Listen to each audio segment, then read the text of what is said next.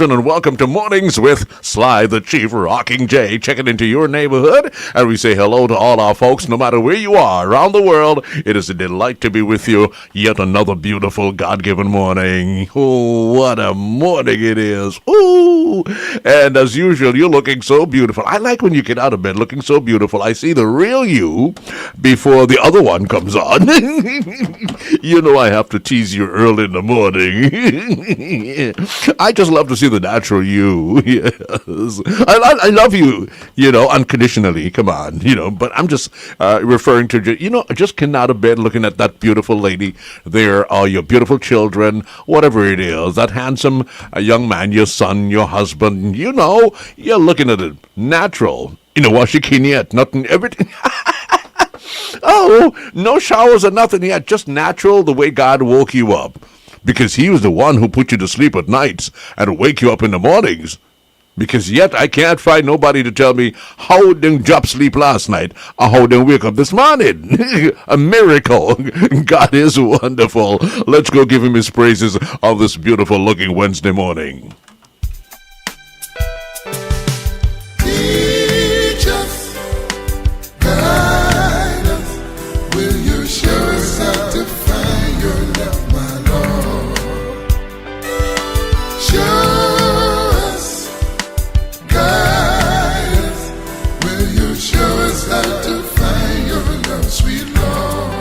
Father, thank you so very much for life, spirit, for health, for strength, for another opportunity at redemption, Father, and your mercies that are everlasting, Father. Please continue to guide, God, and protect us throughout this day and forever. And Father, please keep us from harm and danger, those seen and those unseen. And Father, I'm also asking you, please, to forgive me of my sins, those seen and those unseen. And Father, please, put a bit and a bridle on my mouth this morning. Keep me from speaking guile in your wonderful holy name. And Father, I pray that you'll use my lips to do thy will. Once again, Father, I beseech you, please stretch your healing hands over this nation of ours, Antigua Barbuda, because Father, oh Father, we need your healing power now more than ever before. And Father, please work a miracle in our lives. Open our blind eyes so that we can start focusing in on you, Father, and realize that you are the only source for salvation, and nothing and no man on earth is. And with that, we say thanks now, Father,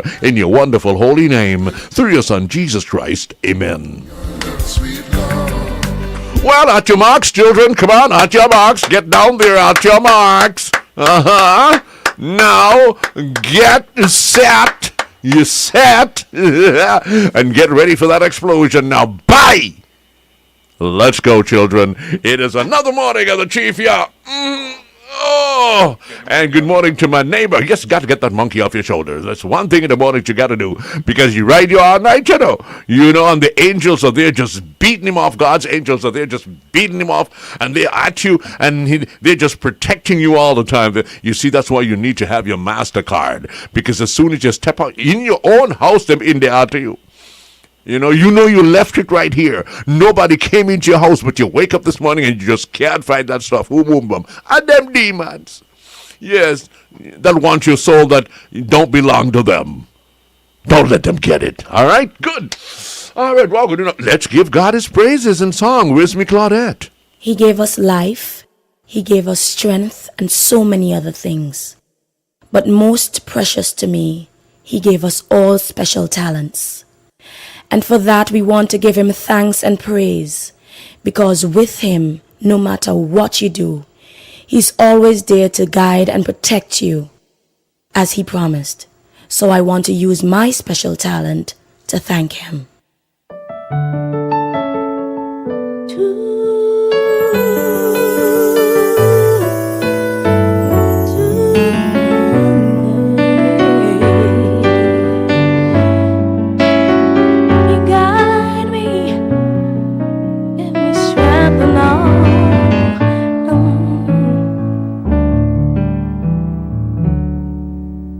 As long as I have life, I'll make a sacrifice to trust in Jesus Christ. As long as I have life, as long as I shall live, I'll learn how to forgive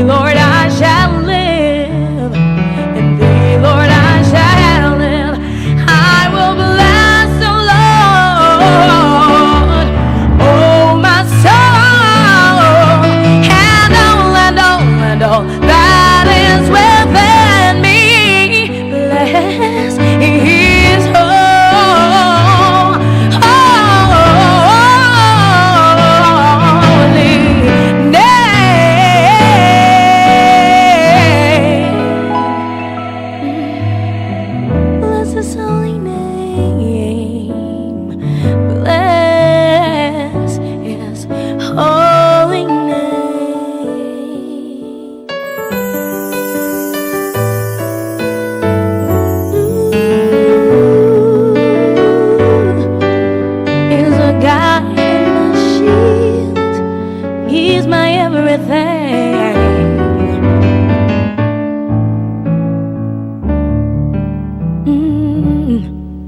He's the only one I have. In him I put my trust, yes, I depend.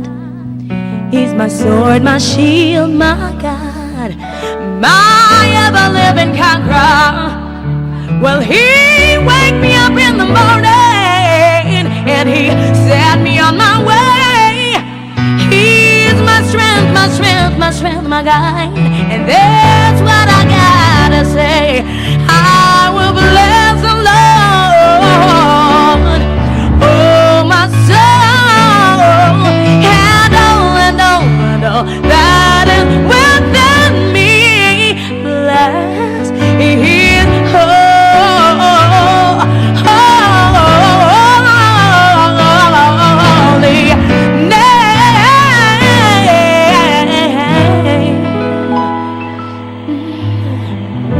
His holy name. Bless His holy name. Bless His holy name. Yeah, yeah.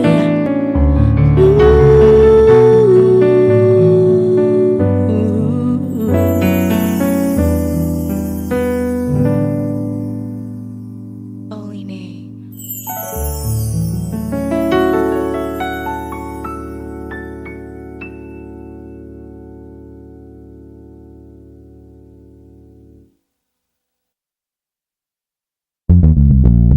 Water works wonders, don't waste it. Every drop counts, preserve it. Water works wonders, don't waste it. Every drop counts, preserve it. Until it can dry, no it fall. Water precious, don't waste it at all. Fill your tank, your share, no wasting, just be aware. Water works wonders, don't waste it. Every drop counts, preserve it. Water works wonders, don't waste it.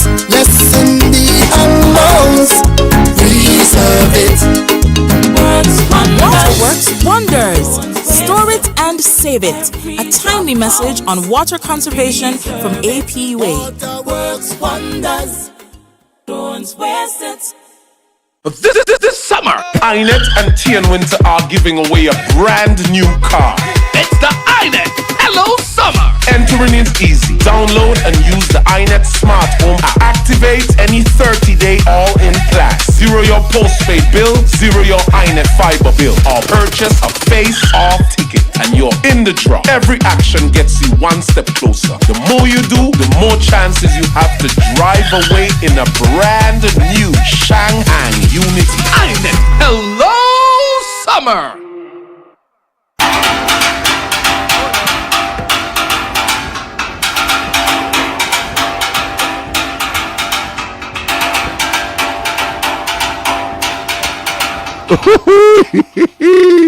Oh, what a laugh.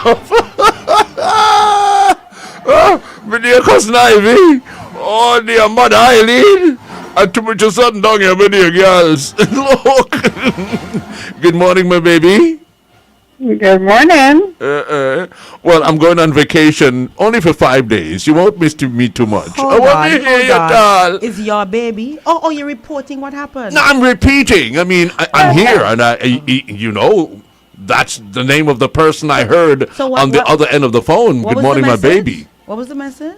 No, as if a question came in, because it's as if the person on the other end that we're about to talk to asked a particular person inside here, when are you going on vacation? And well, he no, proceeded. remember they would be making anniversary plans, so you never know. I mean, APUA's anniversary plans. Well, that So what me he work. probably would be That is what I'm trying to He work would have on been here. integral in our, Yes. media corporation. And then them in here had the nerves and the galls to be saying, only 5 days, you won't miss me too much.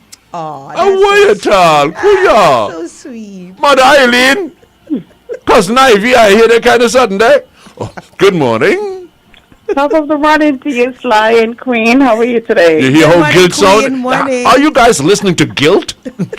Listen to the sound of guilt. He sounds so sweet. I don't hear guilt. Oh, wow. I hear delights, pleasure, Delight. Oh, what? pleasure. Delight Such a- and play who? Excellent way to start the morning. Play who? Pleasure? Pleasure on such a high. Huh, you hear that pleasure? Cause knife, you hear that pleasure.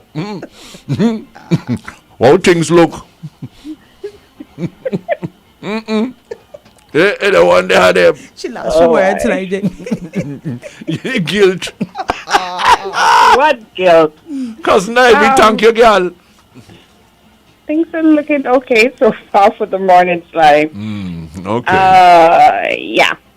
So they yes. would have continued the work.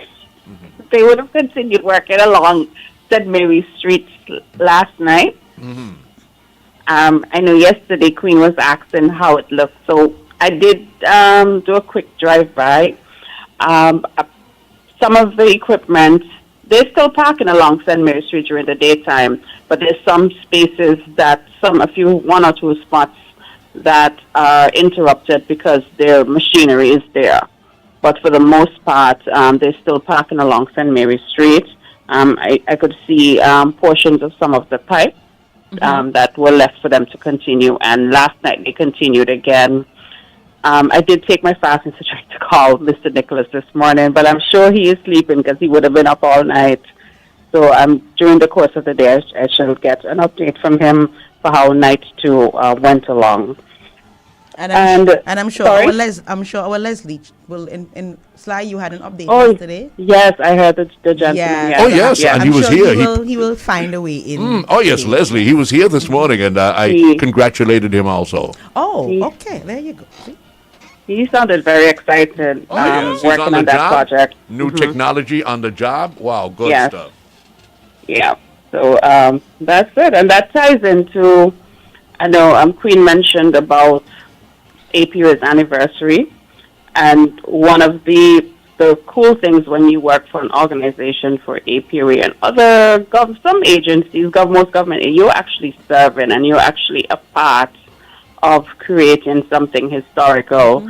So well done for that gentleman being a part of that. That's something that, he will live to share with other generations.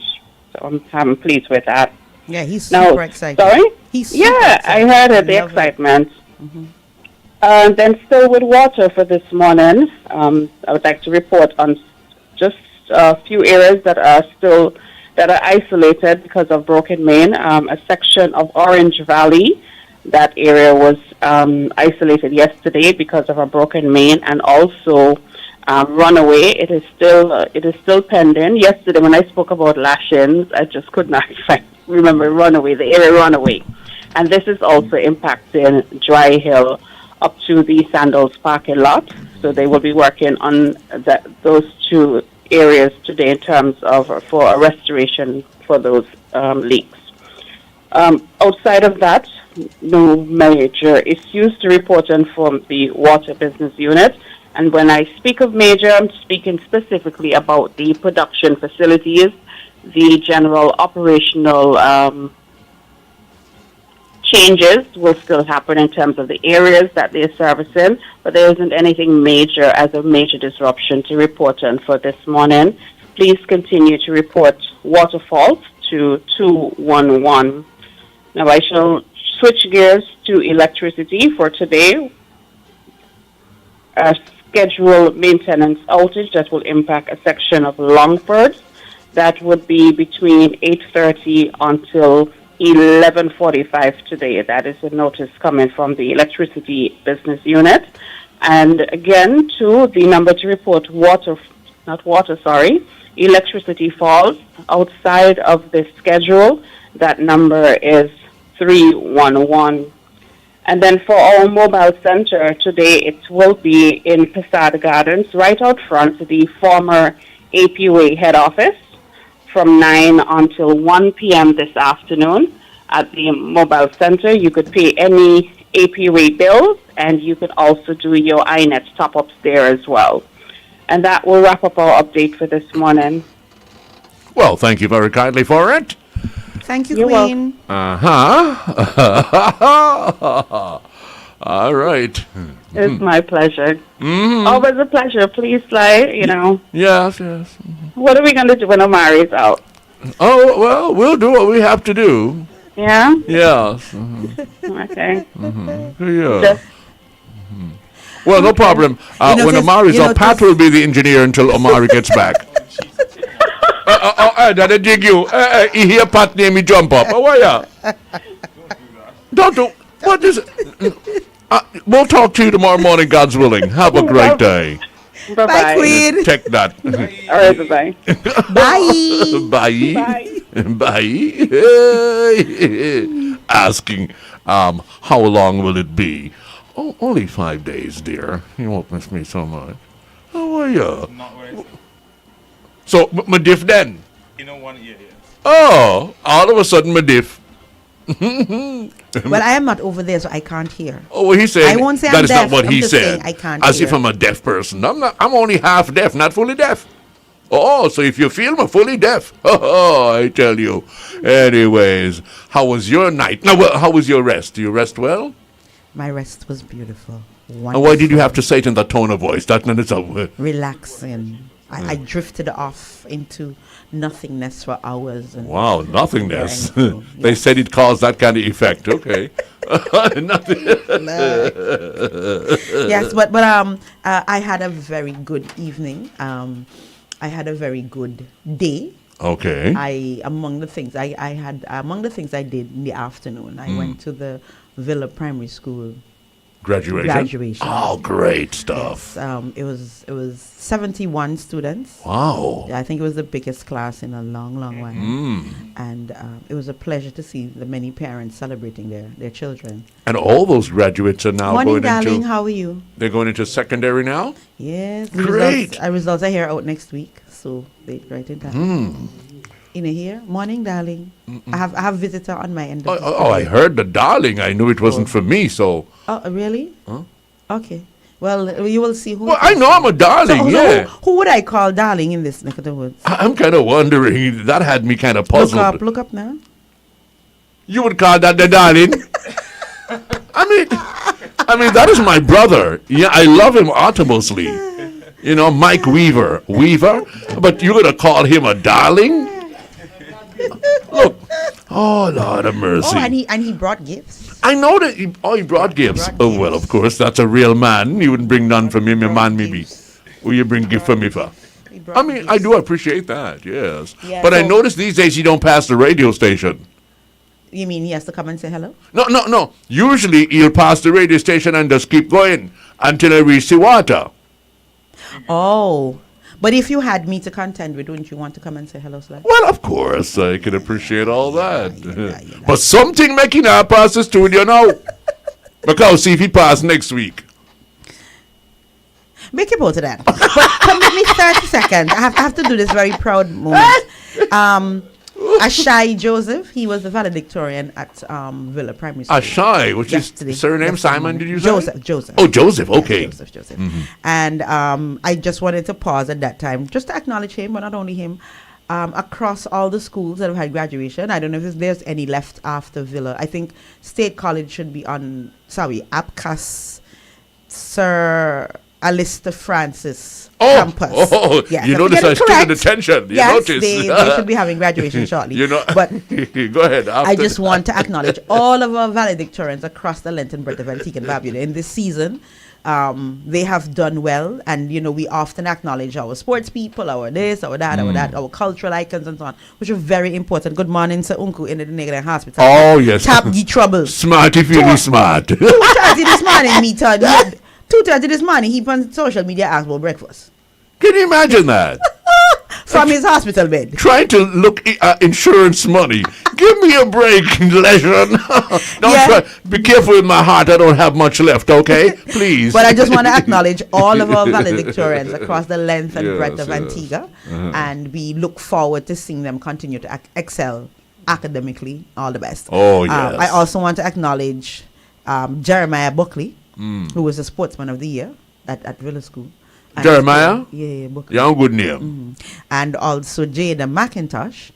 And these three names in particular The Macintoshes are good people. are very close to me because guess what? What? I'm a family. Oh, okay. My family was in fine form yesterday at Villa School's graduation. And of course, the charge was delivered by Senator the Honorable Angelica O'Donoghue. Okay. That is family again. This is yes. This is all Charity begins at home. The Philip John clan, and I just wanted to take the opportunity to say, see me being very, very proud. You should be proud. You should family be. member yesterday. Of course. And I know my proudness. Good morning. Good morning. Hello. How are you doing? How are you doing? Hi, Junior. Who the Mandy? There's a young lady out there. Young lady too, because the way how you see her waving and saying, she can peep. Let the young lady peep in. Yeah. I know he's not necessarily Junior. You can peep too, but look up. Oh, it's my niece. See, I told you love it. And my nephew. Yes, he's right there. Hey, morning, son. So you notice then, you understand the reason we're gonna pass the radio station nowadays. Wait. You see the mambo laugh? Cause he on culprit too. When nobody here, they pass straight and drive until they reach the water. But when they have then they pass the radio station. Well, we will take full advantage, shall we? Good morning to my darling. Good morning to my divine sister-in-law. I love you, sweetheart. But the man far away, look here, girl. Anyway, what am I there again? Yeah, so I was just saying, congratulations to all the graduates and to all the family members and to all the parents who would have invested in their children. And as Senator Angelica said yesterday, celebrate your children. However Beautiful. you want to celebrate. There's an argument that goes around about how we should celebrate, but you celebrate. Oh, I mean, in your know own the way. Sacrifices Yes, you made, your own way. Whatever. Your own celebrate. Yes. So everybody have their own I just comfort wanted to zone. leave that with us. Yes, thank you very kindly. And to all the graduates, congratulations from Uncle Sly J. You made the Chief Rocker Sly J feel extra, extra proud. Thank you, guys. That's all we want. So to somebody prepare wants to you. see a cup of porridge. In a reach In a region. No, in a reach yet. But you know how it is. When Mr. Hurst, when if he done eat his tea. I wonder if he had his tea already. Good morning, Mr. Hurst. Good morning to you, Sergey. Good morning to your many audiences. Good morning to Boss Lady Picture Williams. Wow, you sound chipper this morning. Well, when the night is good, the morning is even better. I couldn't have said it better myself. I could not have said it better myself, Mr. Hurst. Yes. Very, very true there. Something I had to ask. A young lady, as you pass into your office, that little young lady, the sports lady, you have an athlete, a national athlete working with you there at the office? Who's it? I can't remember the name, but I remember the person. She sits right there as you're looking to go into the door.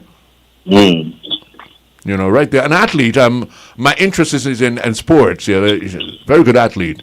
Yes, of course. And boss lady, remind me to hook up Adrian with that young lady. She's one of our national athletes. Will do. But me can't remember the name right now. Will do. But me know her fine she. Yes, right up by you. And I told her specifically to tell you and let you know it's all about sports because how you are. You'll start blight me before me even say howdy. So tell Mr. Hurst it's all about sports and nothing else. We encourage love, But yes, you encourage love for everybody else, but not for me, right? The love of Jesus. The love of Jesus. You knew that was coming. Yeah. I am not supposed to achieve anything for my best friend in this life. Oh, dear Lord. Anyways, where were we when the lights went out? What are the papers saying for this morning, Mr. Hurst? What is this again? I mean, what are we going crazy here or what? I mean, who are these people that is so vehement? Should I use that? Vehement? Well, okay. About this Alpha Nera nonsense. I thought that was put to rest and sleeping and dead. I mean, we knew, we heard all. We saw all the different writings from the opposers and everything. They even tried to make it sound and look so true. But we're not idiots. We saw through it all and we said, we don't give a rat's behind. We're staying with Labour and Gaston Brown. What is this again? What is this going to do? Yeah. What? I mean, I keep pinching myself. What is all this? Why don't you change your tactics? I mean, you're walking down the road, Mr. Harris, and a banana skin is there. You're walking down the road, you hit the banana skin, bop, bust your face. You go, doctor, your face go, you come down the road again, the same banana pin again, badap, bust your face, badam. Mr. Harris, don't you get tired of walking down the same damn road? I have to put that in there. And bursting your face by walking on that banana skin? Why don't you change your course and try something different and see if it works and get to us? Yes. Wow. It's really harassment, you know. So you have to, the Prime Minister has to respond because... Oh, of course. If you don't, you get a default. They'll get a default judgment in the court against them, and that would be worse. So, what are you trying?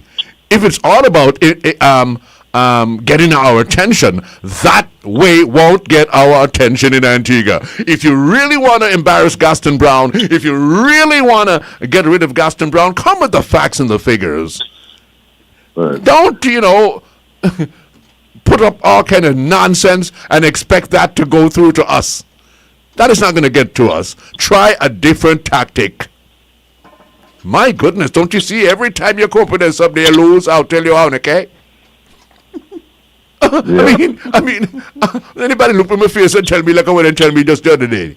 Me not K. Yeah, but it's costly, you know. It's a costly exercise. I know. It's unfortunate and just stupid as far as I'm concerned. Yeah. Because, I mean, what is the motive? I mean, what do you expect to achieve? What do you want to achieve? Harassment. It's just harassment. Okay. Yeah. Me don't like for know what you expect to achieve from this. What do you think that's going to do to us Antiguans and Barbudans who it matters to? We already answered that again and again and again. We answered that. We know what you're saying. We hear what you're trying to say about this and an Alpha Nera and Palenkaleria and all the different Lera. And we don't care. It doesn't matter to us. Nothing goes as far as we're concerned. So we're staying right here. If it mattered, if it really packed a punch, we would have been on the other side. We would be singing blue and blue, la da da da dee, blue and blue, la da da da dee. But instead, we're staying with red until we're dead. But I like that. You know what I mean, Mr. Hurst? Yeah. Come on, I always want to hear the chief with the theatrics. Oh, my goodness. Yes. Even the young ones are coming up, like I said yesterday. Even the young ones are coming up using that same... Son! Using that same old module that have failed time and time and time and time and time and time and time and time and time again. And then the youngsters are coming up with that same module to do what? What, you're going to work some kind of miracle or something, sons? And young daughters who are now coming up following the same old stupid rhetoric that have been failing, who you're associated with? And you feel comfortable with that? Oh, boy. Oh, boy. Maybe you guys are campaigning and maybe you guys are promoting for yourselves only and nobody else. Yeah, maybe they are. Because, I mean, just not attractive at all. I mean, we expect to hear a sound, young, men and women in there that are dealing with matters that really counts to our nation. The bill that is in front of you, debate it. debate. It shows where there are flaws, if there are any. If there are no flaws, you say, well, okay, this one is flawless. We can go with this one. Doesn't mean that we are ALP or anything of the sort. But hey, this one is good for the nation. No, that's not how politics works. I know, unfortunately, yeah. Mm. Oh, Lord. But anyways, what's on me there again now? What me the boss lady? Y'all were discussing Alpha Nero. Oh, yes, me just sick and tired of them tripping this day, you know what I mean? I'm just saying, y'all were discussing Alpha Nero. Oh, boy. So, Yeah. Mr. Harris, on that matter, is it that every time these matters come up, like you said, that the government has to incur significant sums, which we could use for other reasons? Yeah, absolutely. You got to engage lawyers in the United States. Oh, okay. Yeah, Now I'm checking the modus operandi. right, and that is not inexpensive at all. Okay, I'm getting them one way, because bleed with money, putting all kind of different litigation, so them pay money, although we know we're not going to win, but they have to pay money. Oh, okay. One jurisdiction to the other. Yes, and it's not easy, so I'll say hold this $100 easy at $275, I will talk about. Yeah, Okay. and the lawyer's fees are Oh, yes. $300 an hour. Yeah, so if you think we don't sit down sometime together and work this out, okay, we can't get them one way. We're going to catch them the other way, man. You know, putting all these litigations in there so they have to pay, and they're not paying their money. Like, I was in America one time, and the young lady said, I asked, how much is is my bill? She said, $20. So I took out $100 easy. And she took them out my hand and started click, click, click. And then she looked at it, she said, excuse me. What kind of a money is this? I say, it says $100. Yes, it's $100, but it's not American money. And then I have to explain to she how the Tory go. You understand, Mr. Harris? Yeah, me tell you, this year, 20 US, 52 this money. Okay? And she said, can I keep it? She want to keep, you know, good enough. Remember now? An American money, but she want to keep how easy. Can I keep it as a souvenir? I've never seen a money like this in my life. I'm a grind my teeth, boy, but me tell you, look, funny can make people brave. Me tell you, give them a one easy $100 in my pocket. Come on for play manish. I'm a huge one clear there. Oh,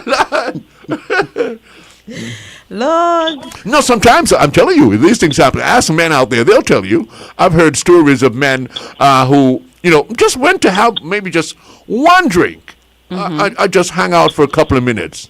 I end up on the left until morning, and the $3,000 shiny pocket he done.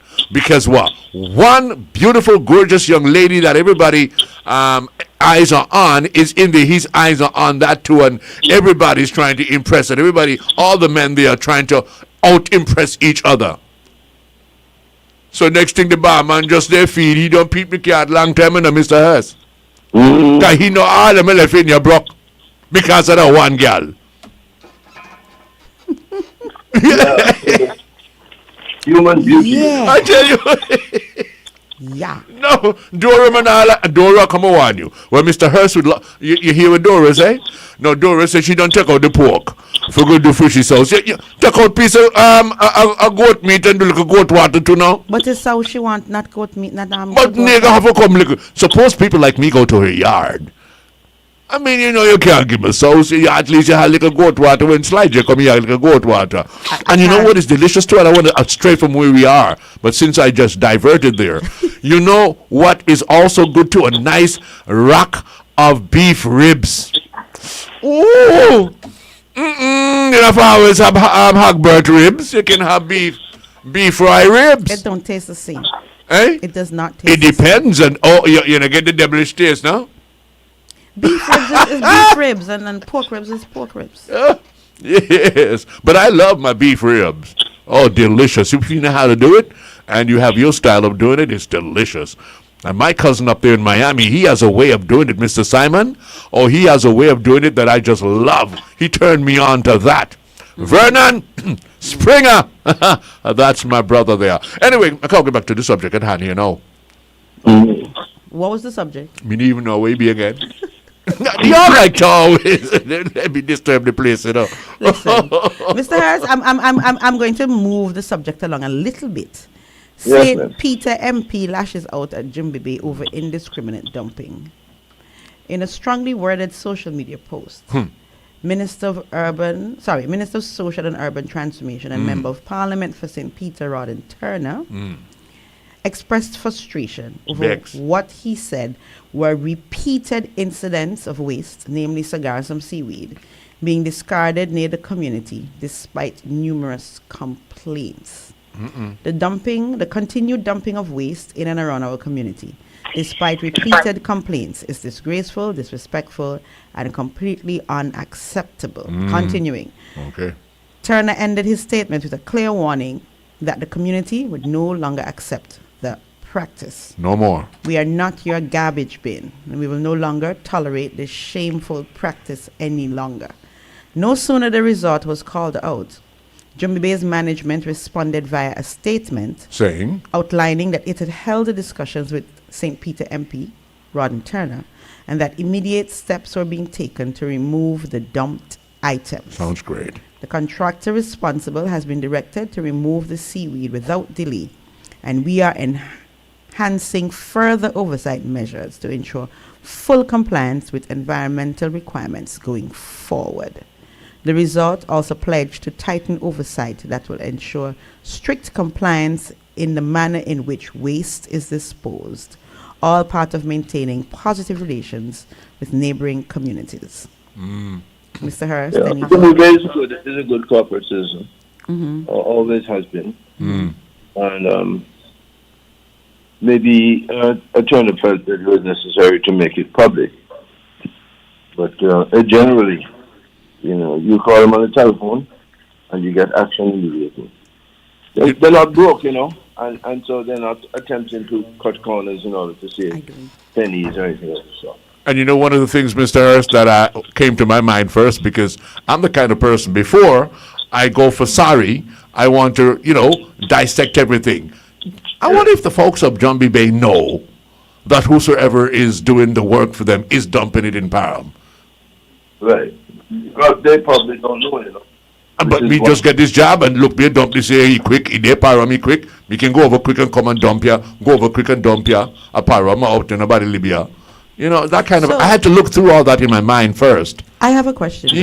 Mr. Hurst, this is for you. I will be very quick, not staying too long, interrupting you both. But I am always puzzled that there is a system at National Solid Waste where when the garbage goes down to the site, there's a receipt issued. That's one. And two, that we have consistently had, notice I said consistently, not constantly, I mean intentional, consistently had complaints about dumping of waste by large corporations and entities in other spaces. And we've always had the complaint that it's never us, it's always them, the people we hire.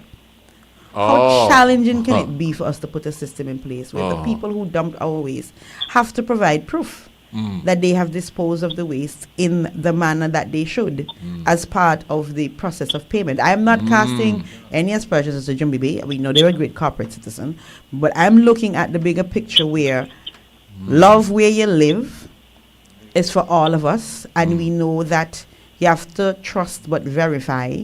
Good. So within that vein, perhaps this is an opportunity for us to put mechanisms in place, not just for Jimby Bay, but across the board. Yes. That where third parties are used for dumping and similar things, that proof of proper disposal is provided as part of the documentation process, yes. for payment process. Just a thought. Good. Yeah, you're right. Because, yeah, true.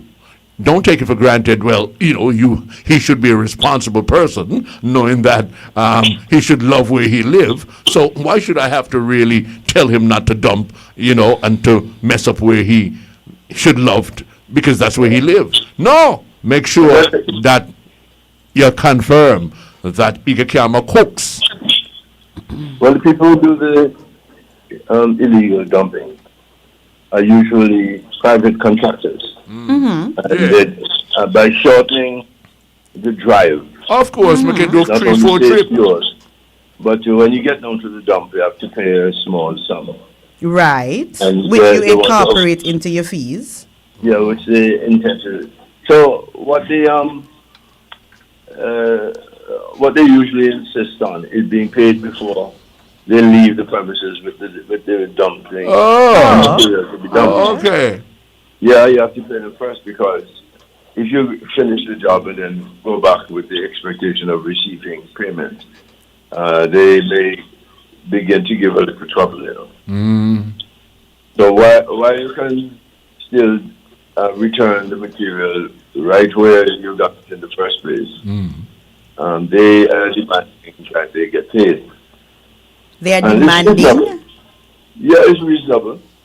It's a Yeah, reasonable you- demand when we have record after record after record that they have not no. acted as they should. No, and not from established companies.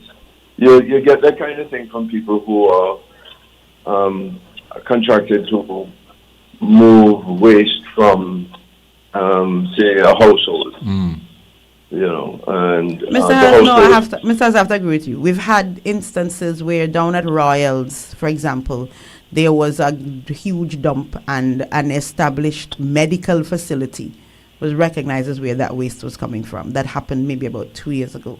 There was another one where from a hotel, an established hotel, waste was found on in the Five Islands area. So close to the dump, very close to the dump, waste was found. And when the research was done, that was traced back to another large hotel. So it's not just the instance of the smaller properties and so on. Large companies, corporations are being impacted. And all I'm saying is, just in the interest of making sure that these things are minimized, because we know they won't be eliminated, minimized, and we don't have instances where large corporations have to be embarrassed, like Jumbibe was, one would say unnecessarily so, but Mr. Turner had to do what he had to do to show his constituents that he's looking out for their best That is interests. his responsibility. I mean, yes. we just put a mechanism in place to alleviate these challenges. That's all I'm suggesting. Yeah. You work on that, Mr. Harris, okay? Draft that particular piece of legislation, please. Mr. Harris, where Popo Mr. Harris is there? He's a drafter of legislations. Oh.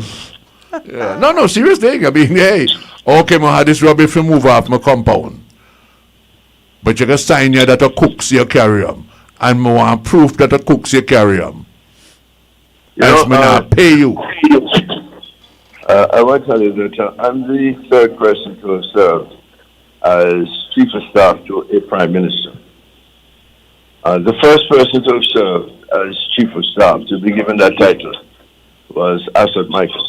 Oh, yeah. Chief of Staff to Prime Minister Lethbridge. And then Baldwin Spencer brought in his own Chief of Staff, Coleman, Harris Coleman. Who? Miss Harris. Oh, Yeah. when you say Harris Coleman, I was wondering, Harris Coleman, I didn't know he. Miss. Oh, and then you said Miss, yeah, so yes, okay. So, or Mrs. actually. Yeah, Miss, yeah. And then the third person to serve as Is Sir Lionel Baxhurst? right is Hurst. Okay. Now, none of the two who served as Chief of Staff made themselves available to the media. In other words, as far as they were concerned, their job was to serve the Prime Minister and not necessarily to serve the entire government. And therefore, they did not appear on television speaking on behalf of the government or on behalf of the Prime Minister and so on. And that was a part from the very inception of their portfolio. No. The rules are redefined. One, because of the nature of the Prime Minister who is directing Chief of Staff. And second, because the Chief of Staff may have some strengths that allows him or her to engage in certain kinds of activities. So Valerie a Coleman, Harris Coleman. She liked functions. You know what I mean? So when you say functions, what do you mean? I take, for example, the renaming of Buggy Peak to Obama, Obama Hill, or Obama Mountain, or Give me a break. Mountain Obama, or Mount Obama, whatever you call Sure. it. Yeah, you know, she was interested in doing something like that. and she did other kinds of things that are somewhat related.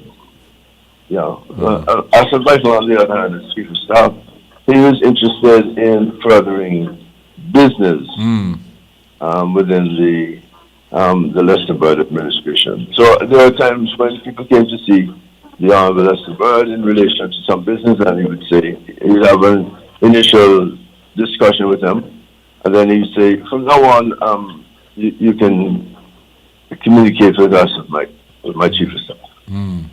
And he will in turn inform me about what he thinks. So, as chief of staff, I don't do that. A prime minister relies primarily upon cabinet and so on in order to make decisions related to business. And my job is really to communicate that to the Antigua and Barbuda public. And you do it excellently. Oh, you're quite kind. Thank you very much. Yes. The highest. I second the motion, 30th and 4th too. Yeah. No, But did you tell us all that to say that you don't make legislation?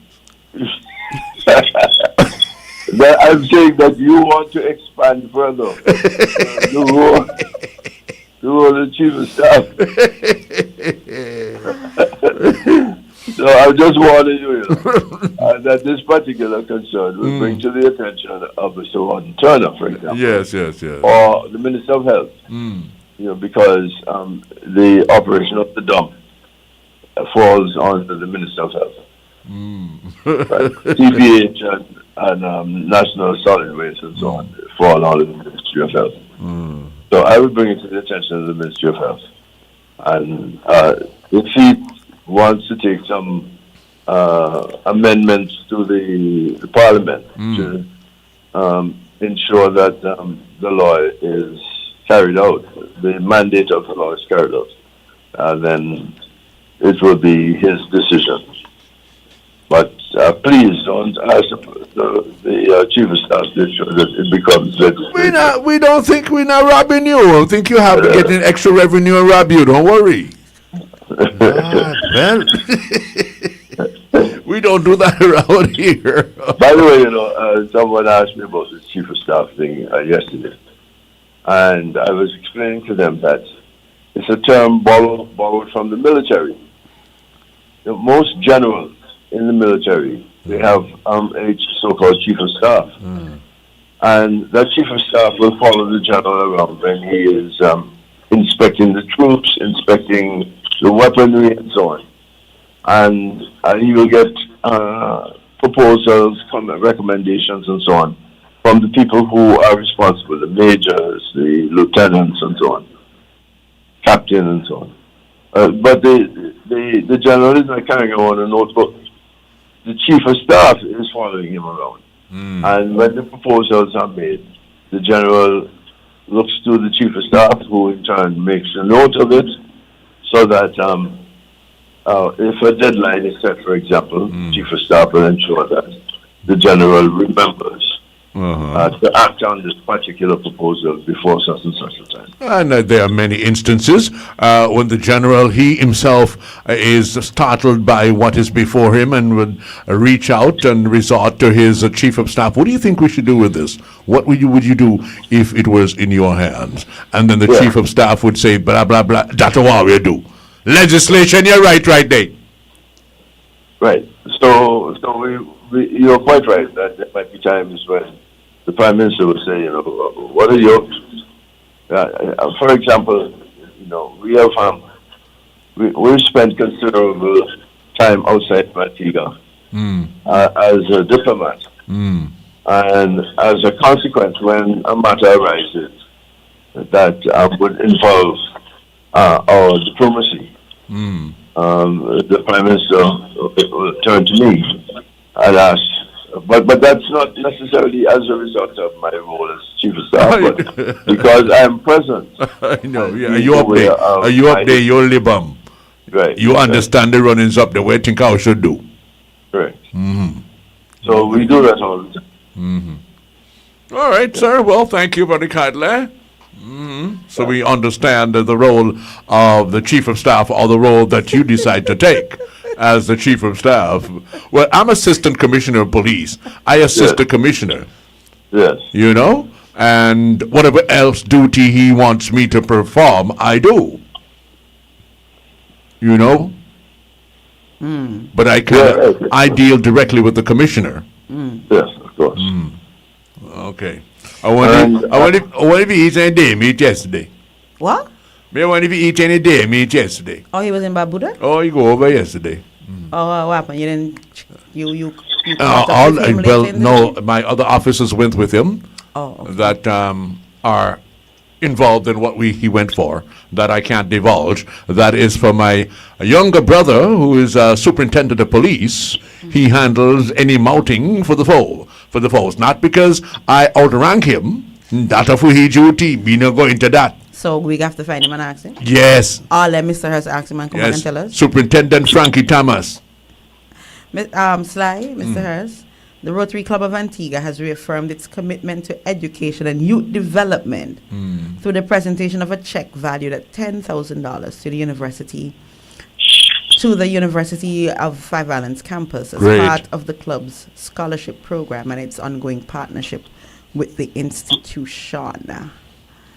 I mean, Mr. Hurst, this I suspect will go a long way towards the government's pledge of zero tuition fees for our students. Yes. What we're trying to do is to ensure. Stay a little more closer to that phone, Mr. Hurst. Thank you. Yes. Yeah, what we're trying to do is to ensure that we have all the human resources that we need in order to take Antigua and Barbuda to the next level.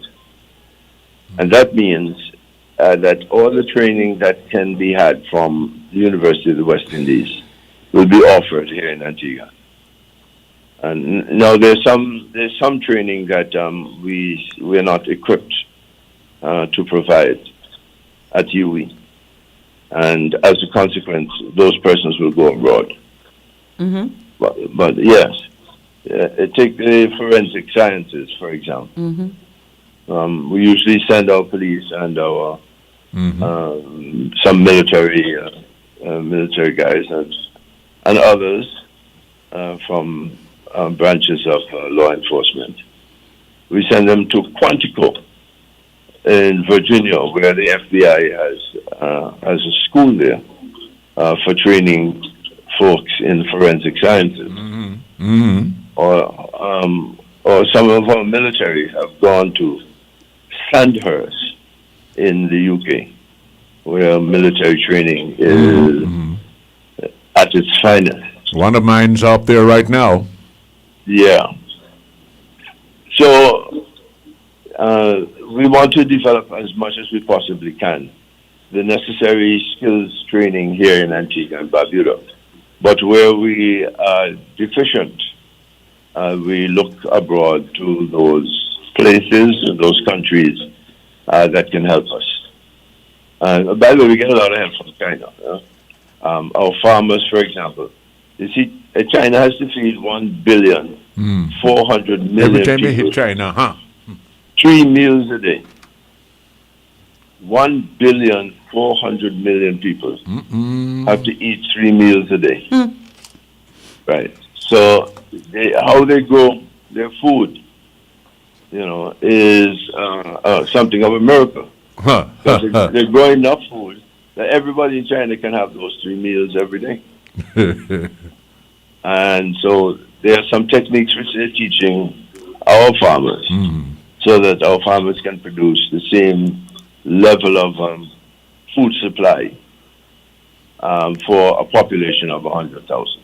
Tell them clean up our waterways and the panways while they're here too. Yeah. And get out that technology and the science of pond and dam building that will house water Well, and let the me tell you lake and this. so. the best we found at that were the Cubans. Because Cuba is a part of the Caribbean, and our environmental conditions are very similar. The Cubans developed certain techniques that we have found to be very useful in managing parts of our agricultural output. And dams and ponds and so on, the Cubans are the best of them. But the Chinese have been very, very helpful. Oh, okay. Yeah. Because I always say that the Chinese got water up the Himalayas without a pump. Yeah. So any nation and any any generation that can do that, any people that can do that, make water go up the Himalayas without a pump, they deserve the credit. Yeah, there's no doubt that many of the techniques that we have learned to help to expand food production in Antigua have come from our Chinese friends. You know, the Americans utilize large tracts of land. They even have airplanes that fly the insecticide over the land so that it'll keep down the pests. But we could never use any aircraft in Antigua for doing that. Our farms are too small, far too small. Does the name Sam Amar ring a bell? Yeah, man. What was he again? Minister of Health. Oh, Minister of Health. He was in the Senate. Okay. Yes. He was never elected, but he was in the Senate. Okay. He had spent considerable time abroad working at PAHO. And in Jamaica, I'm bringing me back to Antigua, but go ahead. Come back and help your country. Yeah, I don't know why the president mentioned him, but he was I don't know Mr. Hurst's feeling, just to digress to that, but he was an excellent minister of health. My experience. And he was very detailed and meticulous. Very. And yeah, that was that is, because he's still around. That is my memory. Oh, okay. Mr. Aba. Great. Good morning, sir, just in case you're listening. Listen from time to time. He's from a family of very highly trained people, you know. His brother was a minister in Boston. I went up to Boston once to celebrate independence with the Antiguans there. And we did it at his brother's church. Okay. And all of his family members, they're like that. They're high achievers. You know, he himself is a high achiever. And sir, I did not diss by asking if the name Sam Amar meant anything and who was he. I do know you, sir. You know I do, but somebody asked a question, so I just threw it out that way. All right, sir?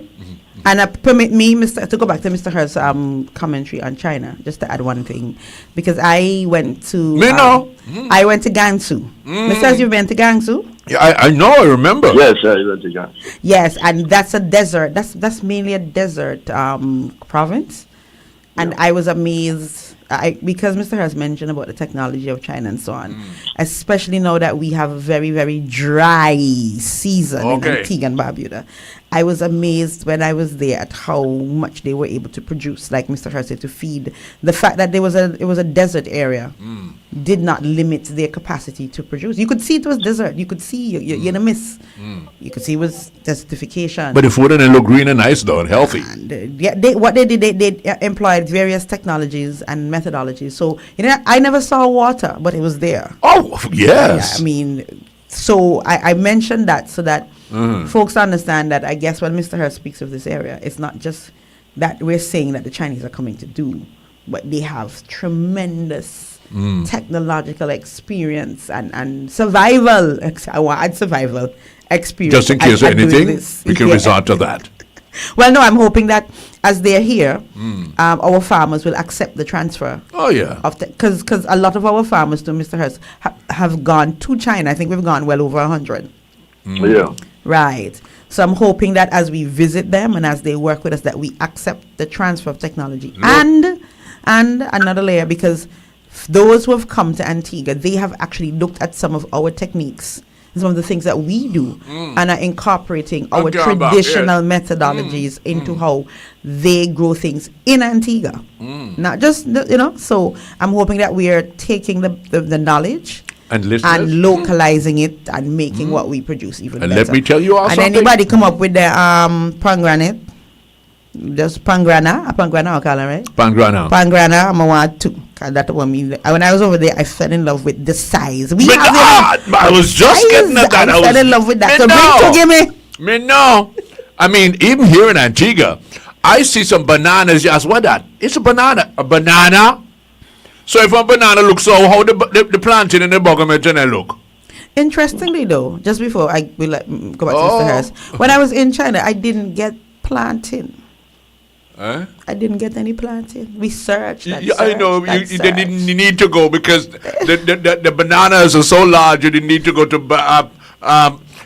plant in our buggerment. Let me see that. Mr. Harris, eat up a whole banana. Mr. Harris, have you carried slides to China? I've gone to China, but not. No, he never walked with me. He wants to offer himself. And there was a space there, but he never let me know. The Prime Minister said, look, but you could have, why don't you never went with Mr. Hurst? Why? There was also space. Why don't he walk with you? But say, he blight me for thy kingdom come. We have the sort about it. You don't want your uncle. 2 weeks. You don't want your uncle for loveliness of life. Any other Lee, but not lovingly. All the other Lees you give me, but not lovingly. All right. Just one more, Mr. Hurst, for you. And this is important. Well, I think. Leah, I'm sorry for this thing. It's coming and gets for. Leah apologizes after technical issues disrupt flight schedule.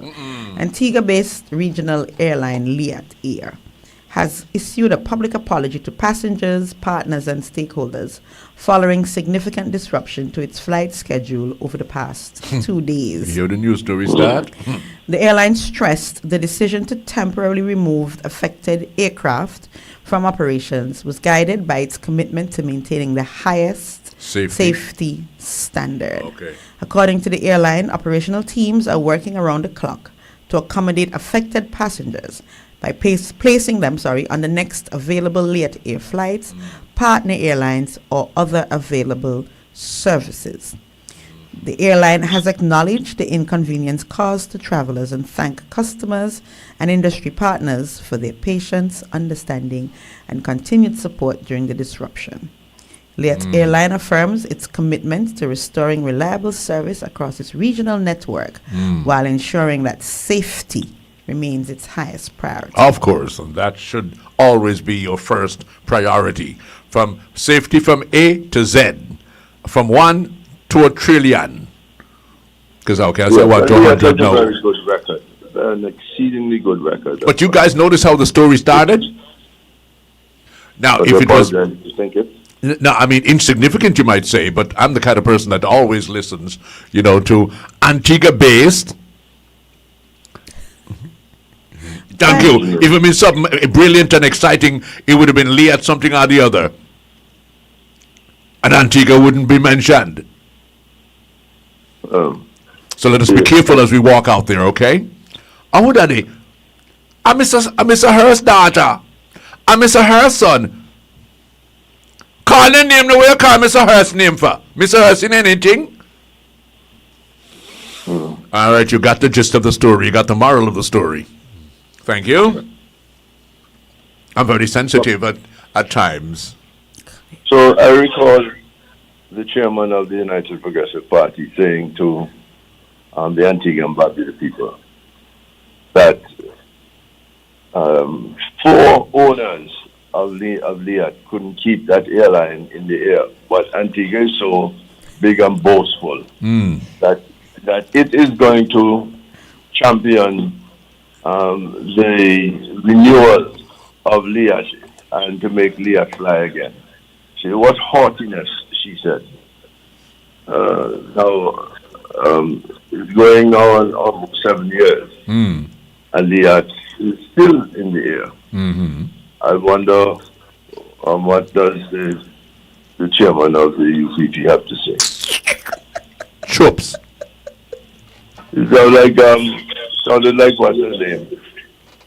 Malika Parker. Now, be careful, Malika. Mr. Hurst, be careful, because you know long time that me like her. Yeah, me like it too. Okay? Oh, you So, like her too? Okay, here, well, make it point. I might love the politics, but me like her. Yeah. Okay. And there seems to be a real estate development company. Government seems to be a real estate because Those companies can be very lucrative, my dear. No, but the whole object is to get the construction sector up and running. When the virus, the coronavirus hit Antigua and Barbuda, and our hotels were closed, the airlines closed down, virtually no ships in the harbor and so on. We stimulated construction for the purpose of providing jobs to a lot of young men who we knew would find themselves in trouble if they didn't have useful work to do. And what has happened is that construction sector has ballooned so that we now must even import folks with certain skills in the construction sector so that it doesn't slow down.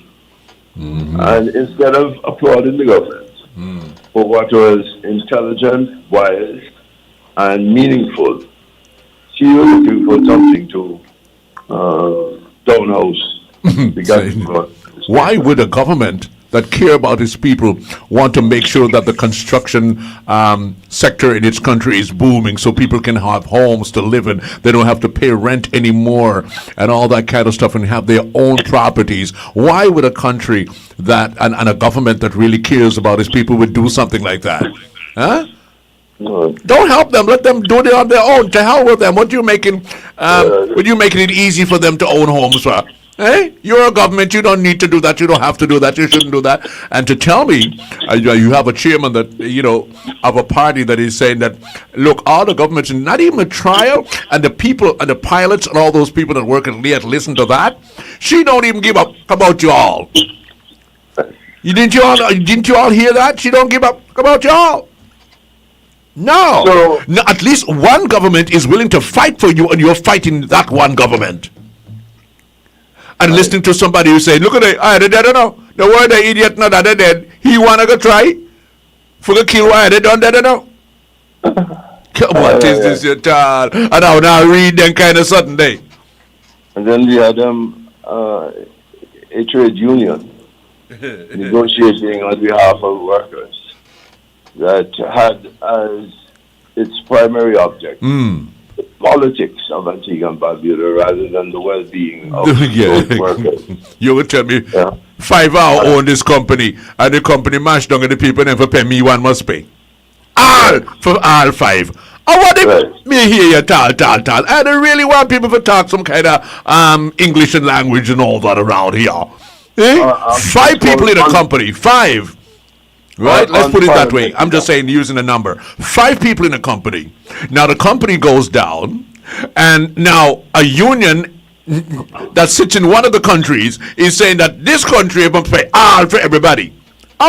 Weird. Maybe I'm just silly and stupid and so politically drenched in red that I don't understand the moral of the story that they were trying to deliver. I'm a number dotish, but that my number look stupid, but I'm a dotish. No, you understand it quite well. What is this? Their problem is that politics, the partisan politics. So what happened to them? They didn't supposed to pay nothing? He must pay all? Intelligence. Partisan politics outweighs intelligent action, which they ought to have taken into account. So, the Prime Minister didn't bother them anyway, Nonsense. Cousin Ivy, your trip is that? We went ahead and, of course, rescued LIAT and turned what was a dead horse that they portrayed Gaston Brown beating into a phoenix rising from the ashes. Okay. flying off into the air to do what Liat has always done. That was really wicked on our union's behalf, I tell you. Like, for instance, Mr. Hurst, I mean, I explained it already, but for Cousin Ivy, no, me, Cousin Ivy, boss lady, and you on business.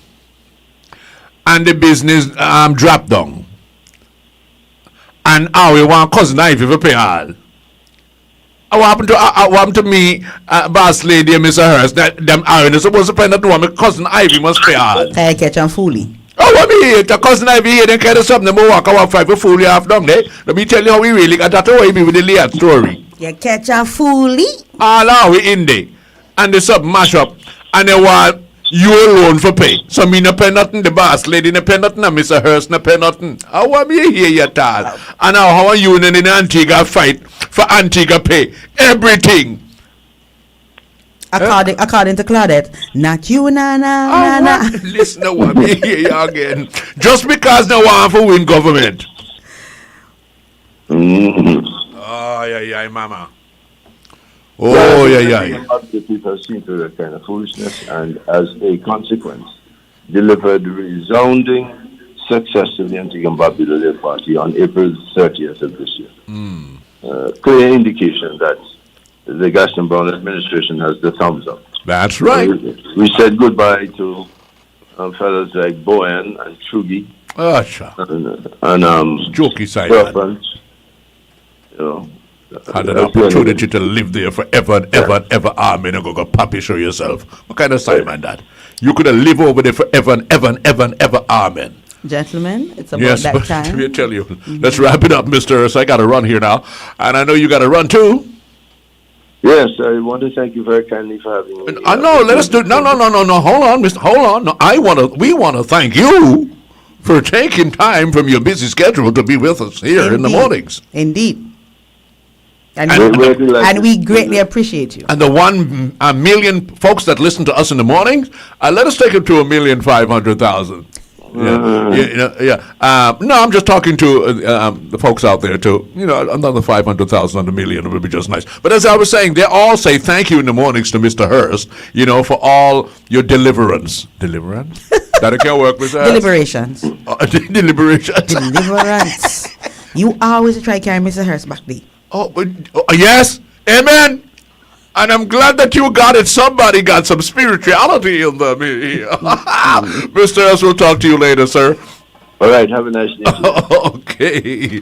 Hey, we're going to take a little break right now, my children. When we come back, we're going to see what's happening in the traffic here on WTP FM for Wednesday morning. This is WTP Radio, 93.5 FM, coming to you from the biggest village in Little Antigua.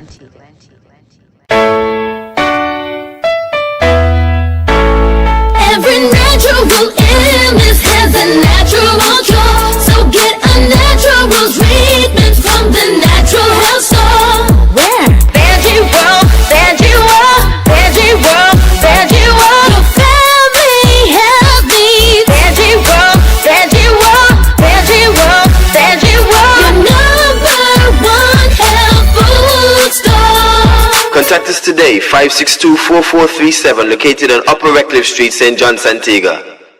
When you're having your midlife and want everything go fine, there is one place in Antigua that will help you have good time.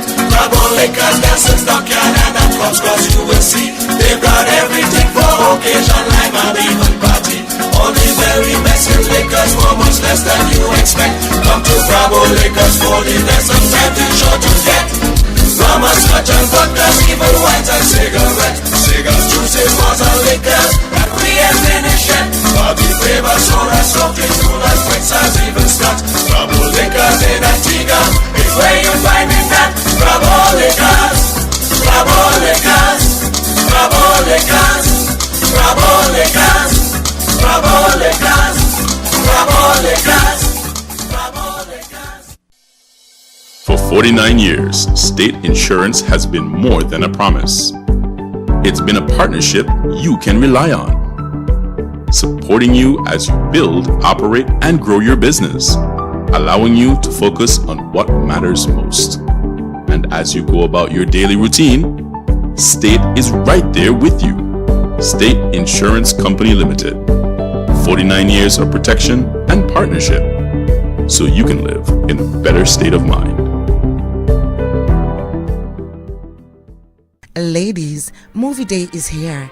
Every Wednesday at Caribbean Cinemas, gather your girlfriends, mothers, daughters, and enjoy your favorite movie at a special price just for you.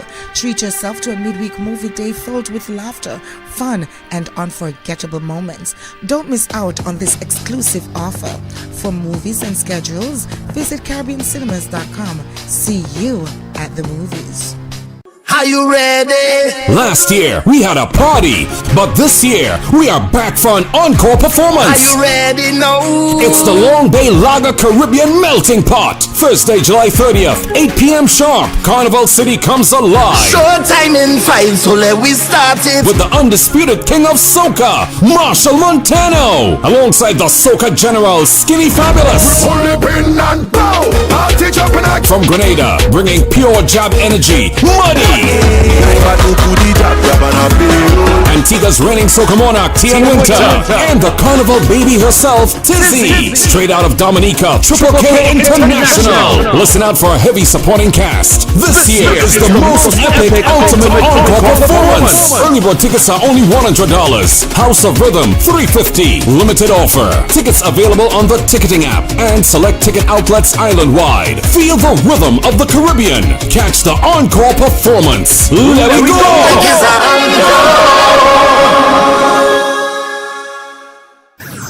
This is WTP Radio, 93.5 FM, coming to you from the biggest village in Little Antigua.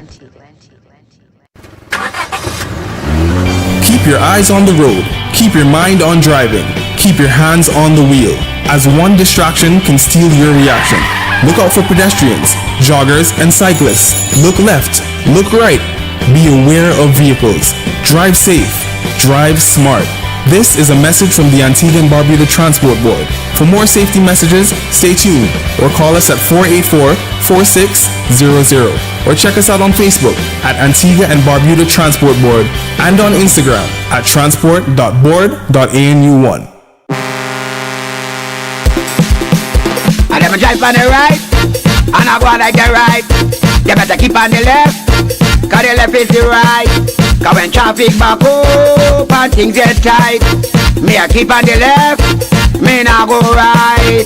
Me nah move, me nah move, me nah move, me nah move. You better hold your side. When you see the big trucker come, hold your side. Even if Sergeant Abs na come, hold your side. If Sutherland's na come, hold your side. When you see the red attack come, hold your side. When them gas are shake them baton dust, hold your side, hold your side, hold your side. That's all you have to do. Hold your side. Even if the officers is on the radio, hey, hold your side. You know the responsibility that you hold out there on the roads, on the streets as you drive. So just, act accordingly. That's all you have to do, and everybody will be comfortable and reach to work on time, reach home on time. You just do what you have to do, and the other person do what he has to do, and hey, everybody goes home happy. That's all we have to do. It's so easy, so simple. Abide by the rules and regulations that we drive in Antigua, and we'll reach home. We'll reach to work on time. We cannot do as we like, as we please, and don't give a hoot. Others are using the roads just like us. Come on. You know you're not supposed to overtake on Sir George Walter Highway if you're going north. You can't overtake. There's no overtaking going north on Sir George Walter Highway. When you leave that service station and you head north to the other service station, there's no overtaking going that way. If the person is driving at 40, that is a speed limit on that particular stretch of road. 40 miles per hour. So if he's not going fast for you, that's your problem. You can't overtake. Why can't you overtake? Because there are two lanes going south. Yes, one in the center and one on the other side, the left, the immediate left. Yeah, so that is how we drive here. You stay, if you're going to turn up Factory Road, hey, you stay on the immediate left. If you're going to turn down Factory Road, you drive in the center. If you're going south, you drive on the other left, the western left. as we call it here in Antigua. And you just hold that and you go. You're not supposed to overtake the person that is going in front of you. If you're going south, go in that lane, the center lane, and go. Suppose when you do that, one vehicle come down and hold you right there. Bottom! Lick out all part of you. Eh? Yeah, I had to put it that way so you understand. When you think about licking out all part of you, you know, maybe we get the gist of it. Yes, one vehicle just pick you up there, bottom, squeeze you up right in there, and the steering wheel will come in there, hit your bottom, and lick you up against the chair, the seat, you know? Yeah, and lick up your foot, broke up your foot. Oh, no, stop it, Chief. Please stop it. Thank you very kindly. Thank you. You got the message. So let us drive carefully out there today on this beautiful looking Wednesday and prevent all that. You understand? Okay, then, good. Yes, drive carefully, boss lady. Careful. Yeah, and I want to remind us all that the 8th to the 10th of July. Oh, yes. You remember what's happening then, Sly? Oh, yes, we're going to be doing our simulation. Right, and so what does that mean for us? Well, that means that the traffic have to be listen and act accordingly, because we're going to use certain roads as our, vantage spot to get to where we want to go. We want to see how well we can get there, how we can get the people on time. We see how we gel with the traffic, how the traffic respond to, our movements as we, try to make sure that everything runs smoothly. And we can. We did it already, and we're going to do it again. Okay. Yeah. Yes. So when you're here and you look out. Okay. Yes, so don't forget, Omari, if you can, I'm coming out. If you can, Omari, just look at your feed quick. You'll see they have a whole traffic advisory. Oh yeah, coming up there, so we can just share that very quickly, so that folks are aware of what will happen according to the Royal Police Force of Antigua and Barbuda. Traffic advisory. What to expect. Convoy movements, operational activities, and temporary road closures will take place on major roads and in key areas across the island. And it's imperative and important that you listen carefully and check out the different websites. Check out our website. We have all the information here. That's what we do here. Media Network. We have all the information there for you. You can check our website and act accordingly, please, because we don't want to have any confusion with you saying, oh, no, I want them to meet them at this. I want them to meet them at that. You're supposed to know what's happening in your neighborhood. That's why you have a radio station, television station, and, of course, we have all the different mediums. That's what we have them there for. And just to remind them, Sly, this is not new. We are watching it happen in as we watch World Cup. Those of us who are watching World Cup TV, we see that the trains in America, regular services suspended to accommodate only those going to the World Cup matches. That's right. We watch when they have events in the UK and in Europe, you see roads are blocked off when the President of America is moving, when they have UN functions. So let us not act like if it's going to be just us. No. Brand new. All right. So like if we're ancient to all that. Right. So expect between the 8th and the 10th, major roads and areas to expect impact. The northern section of the island, roads leading to AUA, hotels in the northern section. So George Walter Highway, so Sydney Wallen Highway, Old Palm Road, Murder Fries Road, St. John City Center. Vehicular access will be restricted. Sound like a good time for take holiday. Designated security zone from Newgate Street in the north to New Street in the south. Okay. From Parliament Drive in the east to Cornwall in the west. Okay. And the areas around the National Performing Arts Center. That's in a tongue. Please bear in mind, from Wednesday 8th July to Friday 10th July, traffic advisory. Can't say no. All right. Take us out now, Sly. Yes, and if you hear and your partner didn't hear, your neighbor didn't hear, you let them know. Your gal from the 10th, from the 8th to the 10th, then go do something downtown, say, and the traffic got very bad, so you have to listen carefully for no for go. Okay? Good. You come back. Don't you dare touch your dial. We'll be right back. This is WTP Radio, 93.5 FM, coming to you from the biggest village in Little Antigua. Oh, no, no.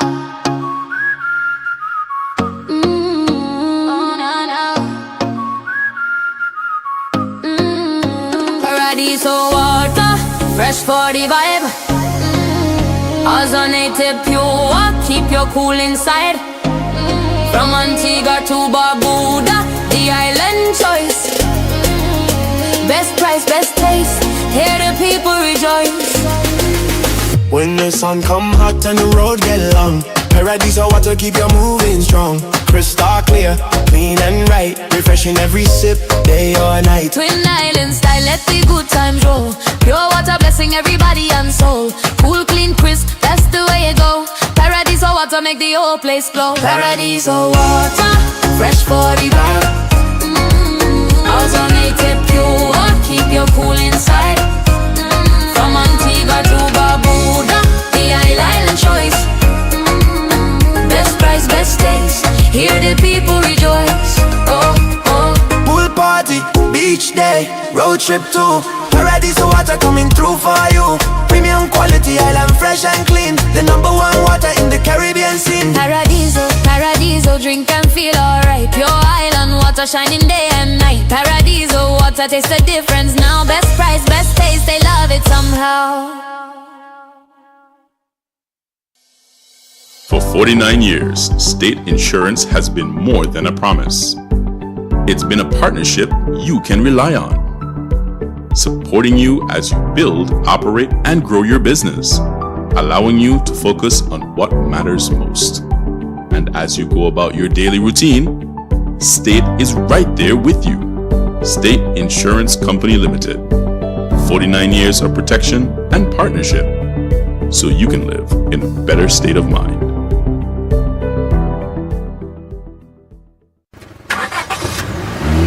Keep your eyes on the road. Keep your mind on driving. Keep your hands on the wheel, as one distraction can steal your reaction.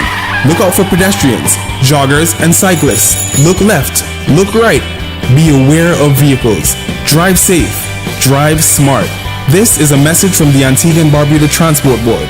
For more safety messages, stay tuned or call us at 484-4600 or check us out on Facebook at Antigua and Barbuda Transport Board and on Instagram at transport.board.anu1. Ladies, Movie Day is here every Wednesday at Caribbean Cinemas. Gather your girlfriends, mothers, daughters, and enjoy your favorite movie at a special price just for you. Treat yourself to a midweek movie day filled with laughter, fun, and unforgettable moments. Don't miss out on this exclusive offer. For movies and schedules, visit CaribbeanCinemas.com. See you at the movies. Antigua, raise your flag high. It's carnival time. You feel it? I feel it. Feel the rhythm now. You feel it? The Caribbean's greatest summer festival is here. Bigger, louder, and sweeter than ever. Feel the rhythm from July 25th to August 4th, 2026. Feel the rhythm. Feel the rhythm of mass. Feel the rhythm of music. Feel the rhythm of our culture. Experience non-stop vibes, unforgettable moments, epic fests, and the energy that only Antigua Carnival can deliver. Mark your calendars now and don't miss a single show, a single fete, or a single jam. Stay connected and follow the rhythm. Facebook at Antigua Carnival. Instagram at Antigua Festival Official. Antigua Carnival 2026, July 25th to August 4th, 2026. Come feel the rhythm. Feel the rhythm.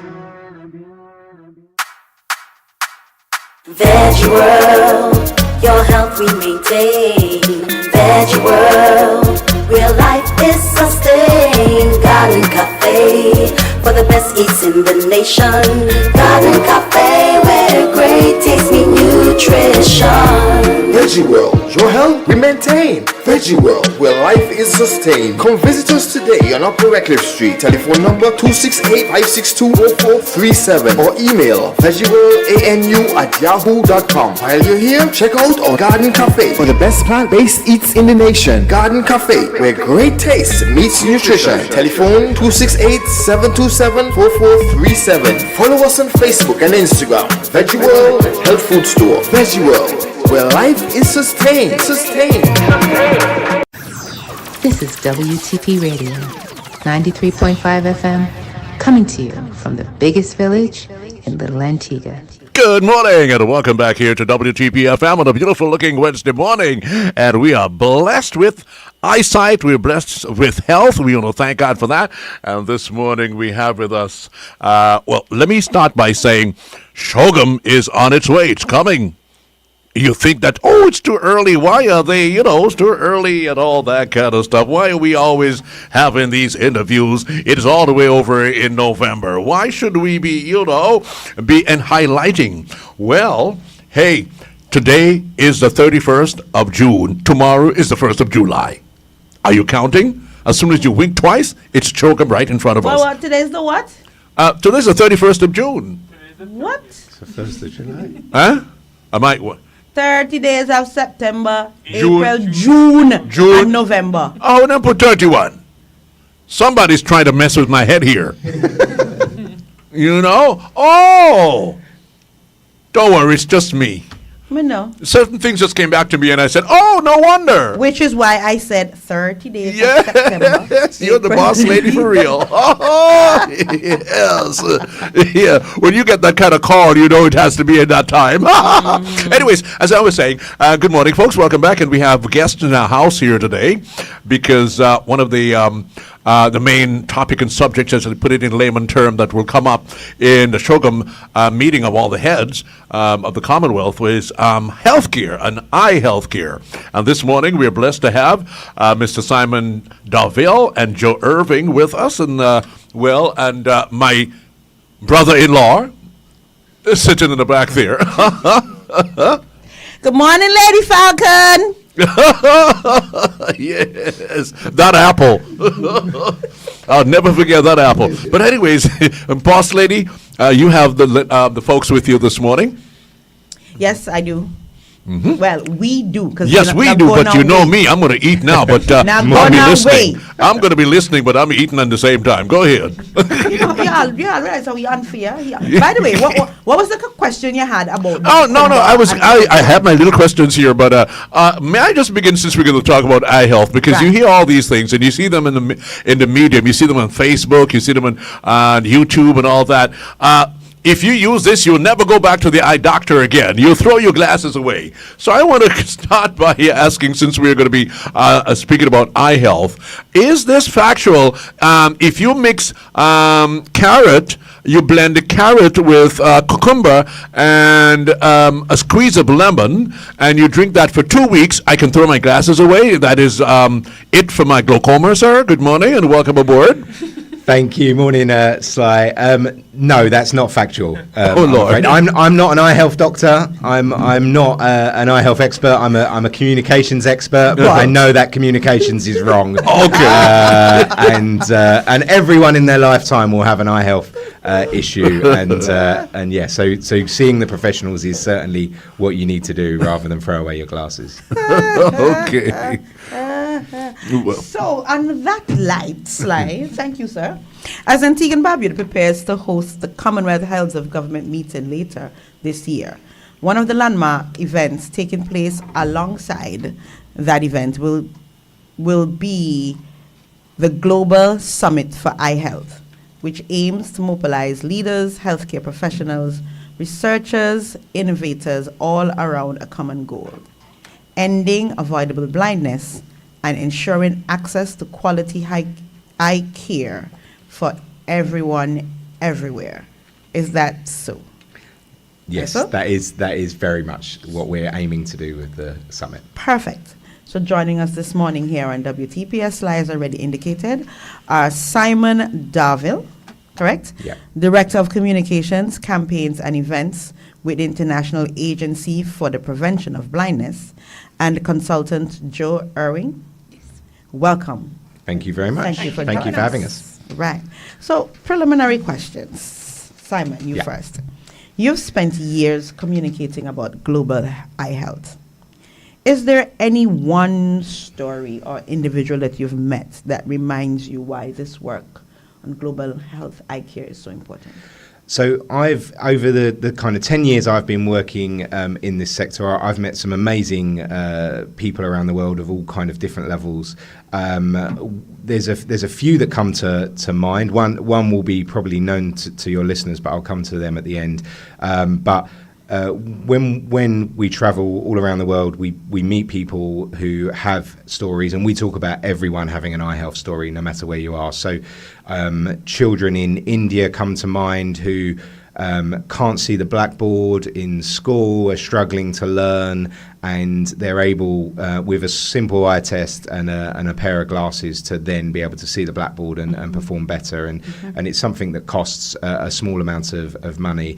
But eye health is universal. Last year or so, I was in the United States of America and met a man who was kind of destitute, really at his lowest point, and due to a program that our partners in America do, was able to receive a pair of glasses and then access the workplace. So it really is around, but it's not just kind of the everyday folk. There's also amazing leaders around the world who are leading on eye health, and many of them are Antiguan and Barbudan, and Ambassador Aubrey Webson, Antigua and Barbuda's permanent representative to the United Nations, is a world leader on eye health. He's the reason we're here.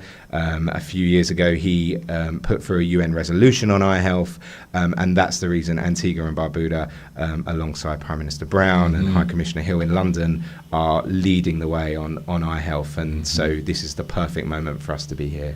Excellent. Well, can you help us, either of you, to understand, you gave us some examples, but help us to understand the scale of the problem and how significant is preventable vision loss around the world? You go over the stats. Right, okay, so 1.1 billion people on our planet have an eye health condition and have avoidable blindness. 1.1 billion people. Okay. And the vast majority of them are able to be treated with a simple pair of glasses or a cataract operation. So it's a huge issue. As I say, everyone in their lifetime will experience an eye health condition. Once you get to about the age of 38, you will, no matter who you are, experience some form of sight loss. You'll need glasses, cataract operation, or something more. So one of our messages is about encouraging everyone to go and get a sight test, go and see their optician or eye doctor in order to get treatment. But what is really important is that 1.1 billion people who don't have access to eye health. That means they might not have access to education, a safe job, they might not be a safe driver. So it really inhabits not just your health, but it inhabits your economic livelihood, your educational livelihood, everything else. So we really talk about eye health as a whole of life issue. I think it's also the personal impact that it can have. Obviously, we talk about big numbers all of the time. This is about the individual humans behind each of that 1.1 billion, and those young children who are leaving school too soon, and those drivers who are driving unsafely, and people that might be leaving the workplace too soon, and the impact that has on their wider family. So whilst the numbers feel lofty, behind every one of those numbers is a real human story, and I think bringing that to a global stage in November, whilst we're here in Antigua and Barbuda, is really important that we remember the people behind the figures. And so, speaking of the figures and the importance of investing in the industry, because you spoke about, of course, about the economic, if it was going to work and all that and so on. Why then should governments see healthcare as an investment rather than an expense? So in September last year, Prime Minister Brown was in New York to unveil the value of vision, the case for investing in eye health, which he did at the United Nations. Now that report shows the economic benefit of eye health, and for every $1 invested in eye health, $28 are returned to the economy. It's a huge. It's the smallest. It's the biggest investment, biggest return on investment of any health issue. That $1 invested to bring $28 back to the economy. So this is a global energizer for economic growth. It brings that educational growth. All of those issues is really important, and that's where, as I say, Antigua and Barbuda have led on a global stage, getting that message out there, bringing others along, especially Commonwealth nations, energize the economy, because we're obviously from the UK, where we have our own economic issues. Governments need simple solutions to big problems, and we say that eye health is one of those simple solutions to bring economic growth to your country and to the wider planet. And I think that's the key bit here. We're not trying to get people to invest or countries to invest in something that needs a huge amount of research and the solutions aren't there, and it's something that's, you know, decades away from being solved. The solutions to this do exist. They're out there. We've got incredible tech and innovations happening all of the time. And the return on that investment can be actioned really speedily, can't it? Because the solutions are out there. Yeah, we talk about a 700-year-old invention, that what you're wearing on your face right now. Mm-hmm. Right? It makes it look. Let me tell you, it makes a difference. Yeah. Now, you mentioned this invention. Yeah. Many people think of eye care simply as, I need glasses. Yeah. I need glasses. How does good vision influence education? Yeah. That's one. And two, what else is included in this eye care besides I need glasses? Yeah.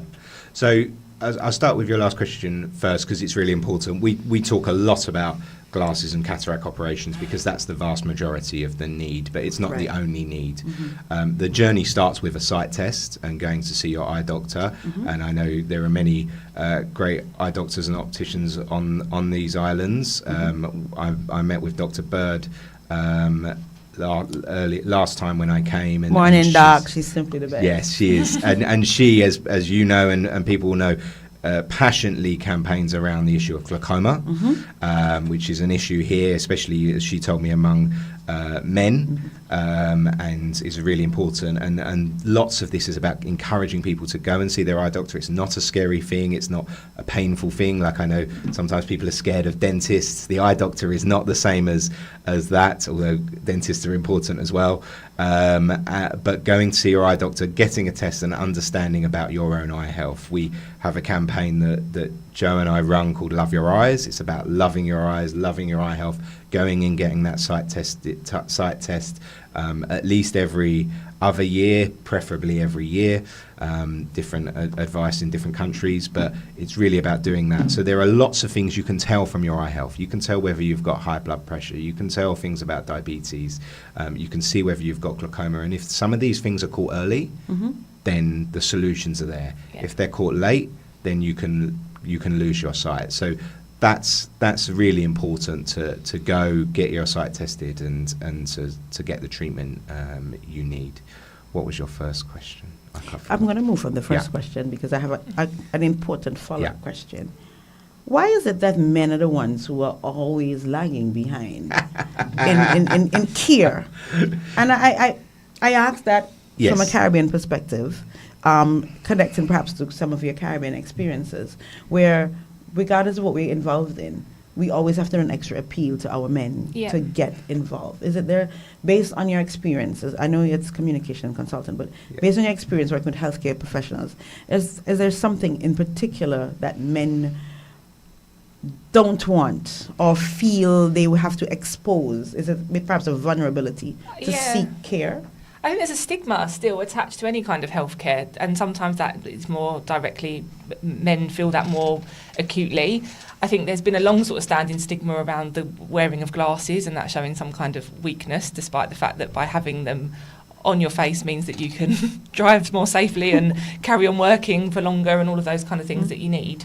And that's something that we need to tackle. And I think also just normalising going to the optician or the eye doctor and getting that sight test as part of your kind of regular healthcare routine. That's kind of part of, and Love Your Eyes is that's part of what we do, is just the normalising that and trying to include it in people's regular health screenings and the healthcare that they take for themselves. But I do think stigma is probably part of it. Yeah, I think it is, and this is not unique to here in Antigua and Barbuda or the Caribbean. It's a thing you see all around the world when we travel, and it's as Joe says, is healthcare more generally. I think about it with my own father. I'm guessing there's a thing of men of a certain age where these issues kind of tend to get ignored. But I know, macho-ness. Yeah, but I know Dr. Bird would say that it's about going and seeking that treatment and that care, because if you get there early, then we can solve the problem. But if it can be too late. So it's a real call for everyone to kind of go get their site tested and think about it, because that's the start of the journey. This is not the first Global Eye Care Summit. This is. Is it? First ever. First ever Okay. Global Eye Health Summit. This is the perfect moment. Antigua and Barbuda have led on a global stage, with you hosting the Commonwealth Heads of Government meeting. It's a great opportunity. The Commonwealth has done a lot on eye health in the past. The eradication of trachoma, which is a horrible blinding eye disease in parts of the world, very painful, especially for children. That is being slowly eradicated, and we think of the world being sometimes a dark place where things are getting worse. Something like trachoma is this beautiful shining light that is coming and ending the fact that children are not going blind by a painful disease. That progress has been led in the Commonwealth, and so part of the reason for us as the International Agency for the Prevention of Blindness, Antigua and Barbuda hosting the Commonwealth Heads of Government meeting is a kind of is an amazing opportunity for us to talk about this issue, and especially what we're hoping to do in November is, yes, work with the governments who are here, but also eye health around the world is delivered lots by the private sector, and so we're bringing private sector leaders here to Antigua, some of the big multinational companies in the world, to meet with heads of government to see how together they can crack this issue, because it's not just about government leadership, it's about the private sector leadership as well, because glasses especially are delivered mostly by the private sector. Well, guys, yes? You guys have been around consulting. You've been to different nations, different countries, with pertaining to eye health. The very first summit, an eye care will be held in Antigua. As you've been browsing around, have you detected that eye care is a priority in some of the nations that you have traveled, and they're serious about eye care health? Yeah, I think when it comes to healthcare, there are obviously issues that countries are really working hard on. So some of the big diseases, cancer, diabetes, those kind of things. And sometimes eye health falls down the list. You hear of Cinderella issues, and eye health is probably one of those Cinderella issues. One of the things we've done is try to reframe eye health as not just a healthcare issue, but this issue of economic growth, this issue of education. So what we're seeing is, as we have these conversations with people, that they're realizing actually there's a bigger reason for us doing this, not just due to healthcare. So we are seeing countries taking eye health very seriously. Our CEO Peter was with us here in Antigua yesterday, and he's now left because he's off to Bangladesh and India to have the same conversations he was been having here. And they're likely to come here for the summit? They'll be coming here. We're hoping that the Prime Minister of Bangladesh will join Prime Minister Brown as one of the leaders of the summit, as well as the President of Nigeria, many world leaders who are doing this work. And it's a big issue, but we know different countries are prioritising different things. So Botswana is prioritising child eye health, for example. Okay, and all of that will come together in this summit. All of that will come together in this summit. So then a question linked to that then. Given that you'll be bringing together the heads of governments, researchers, NGO, private industry, all of which you've mentioned, what are the conversations you're hoping that will begin here and continue post this first Global Eye Care Summit? Some of the examples. So we're really hoping there'll be movement on a number of issues. I've mentioned trachoma. Right. So the ending of trachoma on our planet will be definitely something we hope to see within the next 5 to 10 years. We hope for big advancements on cataract.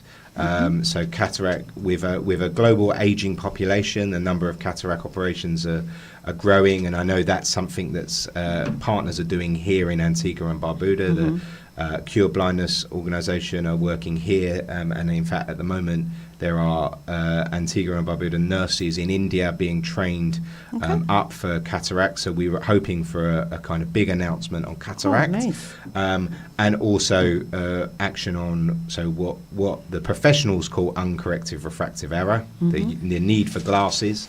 And especially amongst children. So what we want to see is children, hopefully preschool, but certainly in the first few years of schooling, getting that sight test so that they can see their work and they can make the most of their schooling. So those are some of the announcements we're hoping to see. What we're asking for from all participants, no matter whether you're government, private sector, charity sector, is to come with a commitment. Yeah. We are very conscious that there is some fantastic words out there on eye health. Words. In that UN resolution led by Ambassador Webson, there's some fantastic words there. In Commonwealth communiques, there's some fantastic words. What Ambassador Webson talks about is taking words on paper to action for people. And that's what we want to see from this summit, is action for people. So people have to come, and in order for them to get a platform, in order for them to be able to speak at our summit, they're going to have to make a commitment. What are they going to do for the betterment of the people of their country? And by doing that on a world stage, like Chogan provides, allows us and the wider sector to follow up with them, to keep them accountable to that, which is the important part, right? To make sure that they are providing those words into, deliverable action. Speaking of words, deliverable actions, and participation, I know you've been on the ground once or twice already, and welcome again to Antigua. But Thank you. will our local healthcare professionals and the public have an opportunity to participate? And what would be the expectations from us? Hear me, what us? From them. Yes. So I think them. we're really excited about this, aren't we? Yes. In about talking about the Antiguan and Barbudan experience. We really want to hear from local people, be that people that have experienced eye health conditions and they've been treated and they're living a fuller life because of it, or practitioners across the board. Part of what we want to be able to do at the summit, and a part of our wider campaigning, is something that a platform that we have, which is called Every Story Counts, and that is our real life lived experience stories that we capture from people around the world, but enabled for us to kind of be in Antigua and tell this, speak to a global audience. It would be phenomenal to be able to speak to the Antiguan lived experience. And I think Every Story Counts would be an incredible platform for that, and for people to get involved would be brilliant. Yeah, we really hope that the listeners of your show and the people across Antigua and Barbuda share their stories with us so that we can include as many people as possible in the summit. Yes, there'll be opportunities to attend, and so eye health leaders and healthcare leaders and people with lived experience here in Antigua and Barbuda can come along and be involved in the summit. We're hoping also to have an exhibition, which is when we were here in February, we met with Prime Minister Brown, and he sent us away and said, you have to have an exhibition, you have to show the technology and the innovation, you have to show the experience around the world, and so we didn't return until we make sure we're sorted that. So hopefully people can come and see what's going on, both in low income settings, because in lots of the world this is delivered, eye health is delivered on quite a basic basis, and that's great, and people can get that care, but also the high technology stuff, the use of new technologies, telemedicine, portable and all of that. diagnostics. Yeah, exactly. So you're eliminating my question. Bringing all of that here, because yes, it's a 700-old invention that, in fact, everyone here except me is wearing on their face. Where is your I yet to have a problem, but I'm 38 in August, so I mentioned 38. It's coming for me. You're still young. We'll check you back in a year. Sly, he's 38. a baby, no? I noticed you said as you age, yes, your eyes age too. Yeah, they're a muscle, right? Your eyes, it's a muscle. As we get older, our muscles tend to ache a little bit more. Our eye muscles slightly slow. It's not always. Obviously, some people have eye health conditions throughout their lives, but certainly as you age, the likelihood of you needing eye care and eye health is really important. When the delegates leave Antigua next November, and before I get to that question, when exactly during the Shogam Summit? So we're the Global Summit for Eye Health will take place on the 2nd of November at the American University of Antigua, so we'll be here for a number of days before and after to get ready. But the second, as heads and delegations are starting to arrive, we hope one of the first things they do is come. And I must thank the government of Antigua and Barbuda for their support in doing this. We couldn't do it without colleagues here who are working really, really hard and doing something like this, both for our summit, but obviously the wider CHOGM's not easy. So thank you for all their hard work. And I must congratulate them. They've been building on our conference tourism market, SIDS and all of them there. Y'all are doing an excellent job. When delegates leave Antigua next in this November, what will success looks like? What would be the benchmarks that you're anticipating? So success would be about reaching more people. We want more people getting eye care and treatment than had it before. So success is about numbers, and this isn't about sometimes numbers talking or people being reached. Okay.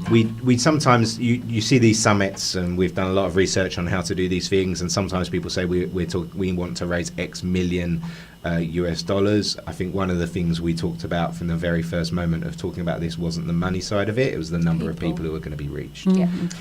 So the people need to be at the heart of this. If it's just more words, then we've not won. It's about people being reached, and more people on our planet getting the eye health they need is what success looks like. And what are the vibes that you feeling as you travel around and meet with different governments that are going to be here and different agencies that are going to be here? Are you getting the feeling that it's going to be one of those talk shops, or are we going to have action after all this is done? No, I think there will be action. I think your government is a government that encourages other governments to act, and in a world where we come from the UK, right? So our politics is slightly unstable and has been unstable for a little while. A country like Antigua leads the world in stable democratic government, and therefore can encourage other leaders to act.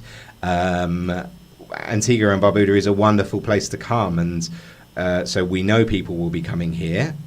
We know they'll be wanting to take part in great discussions.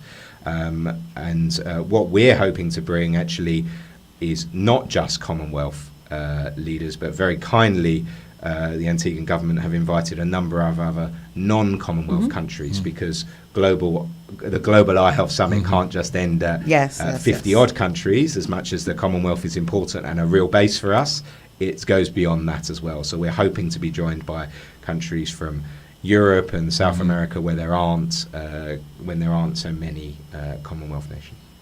Okay. All right. So as we wrap, and let me thank you both very much for joining us. And ladies and gentlemen, just in case you just joined us, we have with us Mr. Simon Darville, Director of Communications, Campaigns and Events with the International Agency for the Prevention of Blindness, and consultant Joe Irwin, Lord, I don't know how I got that wrong. Irwin. It's a difficult one. Yes, and they are with us because during the CHOGM, one of the landmark events taking place alongside it is the first ever Global Summit for Eye Health.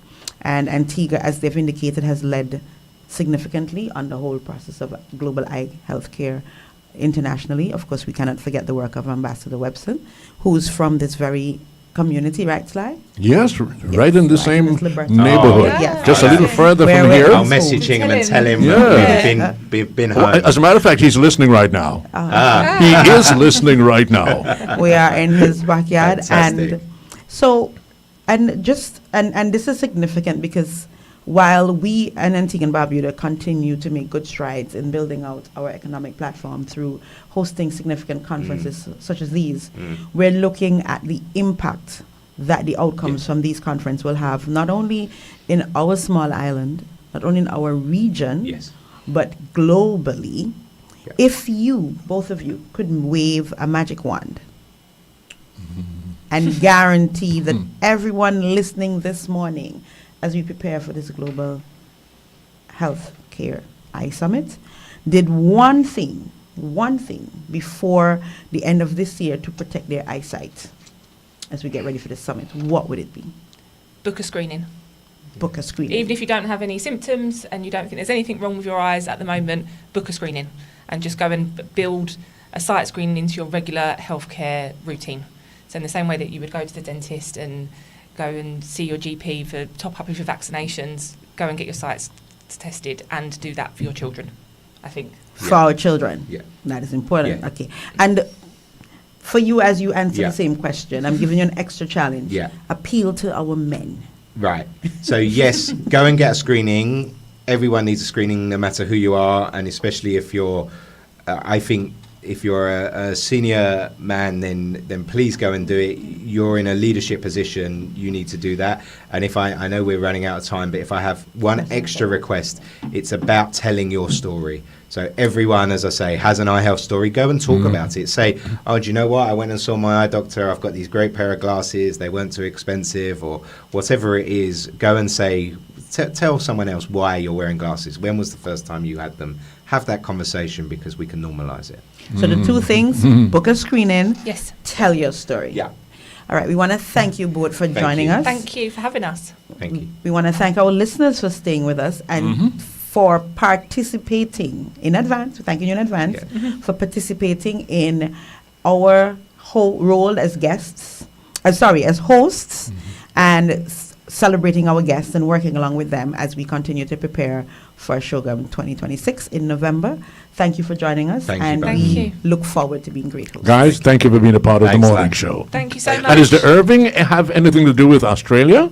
I've just seen that comment. No, Irish heritage actually, but Yeah. yes. Okay. Also, I'd like to say to Monique that she should submit her Every Story Counts story on the IAPB website. Yes, because she was so there's She's had a where it's cataract at? at the IAPB.world. We'll give you the link, and maybe you could put it into your social media, and other people can share their stories with us. Oh, okay, that's excellent. All right, Monique, you're here. Get ready to share your story for that right eye.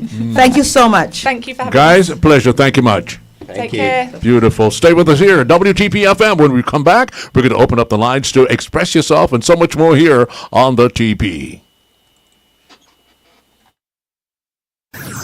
This is WTP Radio, 93.5 FM, coming to you from the biggest village in Little Antigua. For 49 years, state insurance has been more than a promise. It's been a partnership you can rely on, supporting you as you build, operate, and grow your business, allowing you to focus on what matters most. And as you go about your daily routine, State is right there with you. State Insurance Company Limited. 49 years of protection and partnership, so you can live in a better state of mind.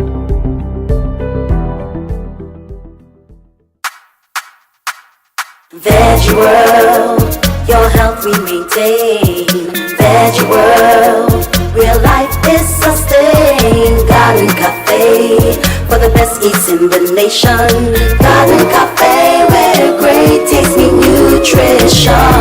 Veggie World, your health we maintain. Veggie World, where life is sustained. Come visit us today on Upper Redcliffe Street. Telephone number 268-562-4437 or email veggieworldanu@yahoo.com. While you're here, check out our Garden Cafe for the best plant-based eats in the nation. Garden Cafe, where great taste meets nutrition. Telephone 268-727-4437. Follow us on Facebook and Instagram. Veggie World Health Food Store. Veggie World, where life is sustained.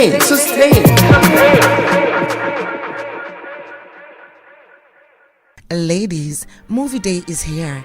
Every Wednesday at Caribbean Cinemas, gather your girlfriends, mothers, daughters, and enjoy your favorite movie at a special price just for you. Treat yourself to a midweek movie day filled with laughter, fun, and unforgettable moments. Don't miss out on this exclusive offer. For movies and schedules, visit CaribbeanCinemas.com. See you at the movies. Antigua, raise your flag high.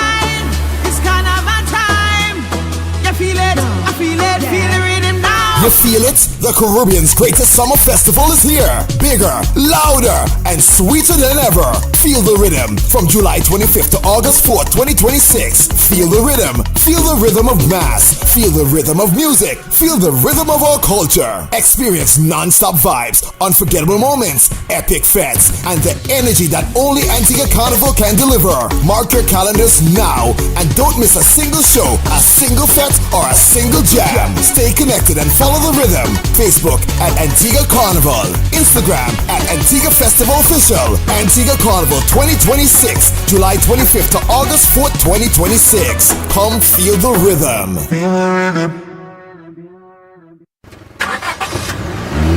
Keep your eyes on the road. Keep your mind on driving. Keep your hands on the wheel, as one distraction can steal your reaction. Look out for pedestrians, joggers, and cyclists. Look left, look right. Be aware of vehicles. Drive safe. Drive smart. This is a message from the Antigua and Barbuda Transport Board.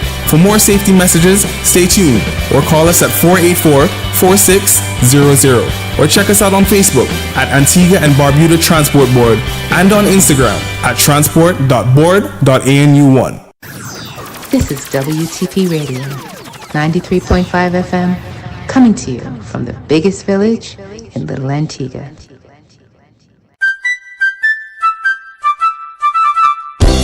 Life is too short before you divide.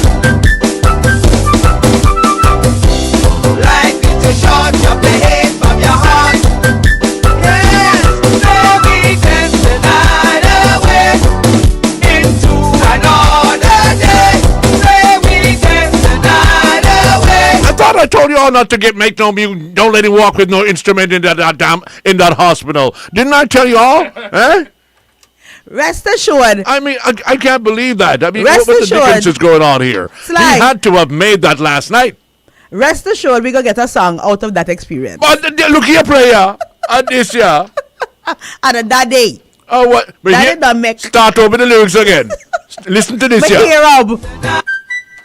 Listen this. This man, did he write this? Life is too short before you divide.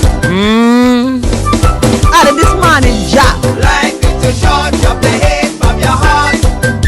Yes, no weekend tonight away. Wow. Into another day. Yeah. No weekend tonight away. Yeah, yeah. No weekend tonight away. And hope for a brighter day. No weekend. Anyways, no dancing for you today. You're going to stay there. You're going to drink your tea this morning. You're going to take your tabs. And you're going to get better and come on out, okay? So, no buckle up. Don't drink it up. No. You're going to drink that tea. And you're going to take those tabs. Okay, son? Because you know you are a legend. And we're just hoping and praying that our legend hurry up and come out. See you next week when you come out, okay? God is wonderful, my brother. What? Today you go. I told him wasn't till. No. Then I'll let you go until next week. Oh, jeez. I saw you wicked. No. I must make sure that is my legend. I deemed him my legend. I gave him that name, the legend, my legend. Okay. So I want to make sure that my legend is A-OK. So somebody flex it. I hope it's that now, because next thing you know, just before we go to the line, but next thing you know, all you know is he up there, lying down, and Crocus love drama. And the other brother, very, very, very, very far behind. Well, and also, that cousin, next thing I hear, the four nights, a jam up Halberton. Up Mount St. John. Celeste, I see already a jam up I there. left specific orders. None of that. I want my legend to be well when he comes out. So when we start to bubble up, that could help with recovery. That could help with recovery. Yeah. You don't think so? I also left a stern warning: no foreign food. You said the brothers are going to go by? Anybody on the Suppose Crocus want to walk with some. Anybody on the line? We don't know you. Bring some for my brother eat. No. You're not, I'm none of that. I hope nobody's on the line. Hi, good morning. Anybody home here? Good morning. Dende. Good morning. How are things? I'm good. Wife don't make me nice cereal this morning. So. Warrior, I had my cereal too. It wasn't my wife, but I got my cereal too. Warrior. I get it delivered. All of a sudden, wife. Sorry, Sly. Give me one minute. Yes. I'm so sorry, I forgot this. Frankie, give me 30 seconds of your time. Reminder, the APUA, the Antigua Public Utilities Authority wishes to advise customers and remind that all commercial locations, including the APUA Business Center, Village Walk, South Mall, St. Mary Street, and INET stores will open at 10 a.m. tomorrow, Thursday 2nd. This late opening is to allow staff to attend the APUA 53rd anniversary church service. During this time, customers may use our convenient online options to view or pay bills. Payments may also be made through our online banking and credit union partners. And mobile transactions will go through as usual. Just that reminder I want to share. Well, thank you very kindly for it. Okay. And let me say to my sister who made that cereal, that porridge this morning, check out the online paying. Free tongue. See free tongue on the online paying. That is what Devon said yesterday. Yes, as you were saying, Frankie. Thank you. Good morning. You know about it all, you know. They're quite Solomon. Certain things that get me into problem. Thank you for digging that nerve yesterday. But let me ask you this. When I say drive, even just go far Jennings. Jennings? Yeah. I've been planning to do that, honestly, in my mind, but I haven't been. Talk to me, what's happening out there? You know, because really, truly, I don't know who to go, where else to go. No worry, just tell us what's happening. I'm sure they're listening, and if they have any heart or conscience. Like there's a broken pipe that actually runs in the water, and it's creating a serious problem on the Jennings main road there, just after pass the church. Don't tell me right around where they have the complex? No. Right on the main road there, just at the pass the church, the only church on the main road right there. When you're going south on the right. You mean the Adventist church? No, the service station? No, I'm talking about Ebenezer. Jennings, you're talking about. Okay, yes. There's a church on the right hand side there. Okay. And that pipe is busted, no? Tell me yes, the church, right there, yes. Try the weeks now. Why motors have to stop? And don't tell me. Because big hole in the main road. And don't tell me. Because it have a pipe that will leak water. And you're now driving to that, right? No, but why people should drive into that? Oh, so you go up on Frankie's side. So, Slides, what is the problem why they can't fix the pipe? Because AP Public Works cannot fix it when water in there. What is the problem? This is not 2, 3, 4, 5, 6 weeks, you know. This is a month now, Slides. And people drive on a main road. And amongst the hole in the road because AP have a pipe that bust that they can't go fix so long. Come on. There's something of a put up in any kind of time, Slides. And that's what we're talking about. Okay, that is on the docket today. That is on the docket. Guys, get to work. So I have other people that call in and talk about it, you know, on our radio program as well, you know. Yeah, I know, but I'm telling the guys to get on that now. That is overbearing. Overbearing. We should not. The next time we hear it. I'm going to tell how you can get the fix. They're calling from Brown and Brown Saturday come in. And you can see the bulb pull, and you can see how quick they run to fix them. After they come go fix the one by Peters. Come and talk about up from Brown and Brown, they call me the son and ask me where the $5. Well, I was hoping. I was hoping. Like everything must reach the heat to get things done. I was hoping. A tired report and something here. The tired report, and like a bad on a blind eye to that. Well, I was kind of hoping that we would use our initiative and we know our responsibility and go and fix it. Such a major hole on the main road there because of pipe press and just run water every day, and the whole no left on the left side, but from one side of the road go to the next, whichever direction you're coming from. Why you have to slow down for 50 car pass before we can pass because a major hole in the Jennings from the main road there? Story's been told. Disgusting. Story's been told. Okay, guys, act accordingly. Work on now. Move on. You spoke to the good sergeant about that guy that have this old vehicle on the side of the road. Yes, said he would do something about it.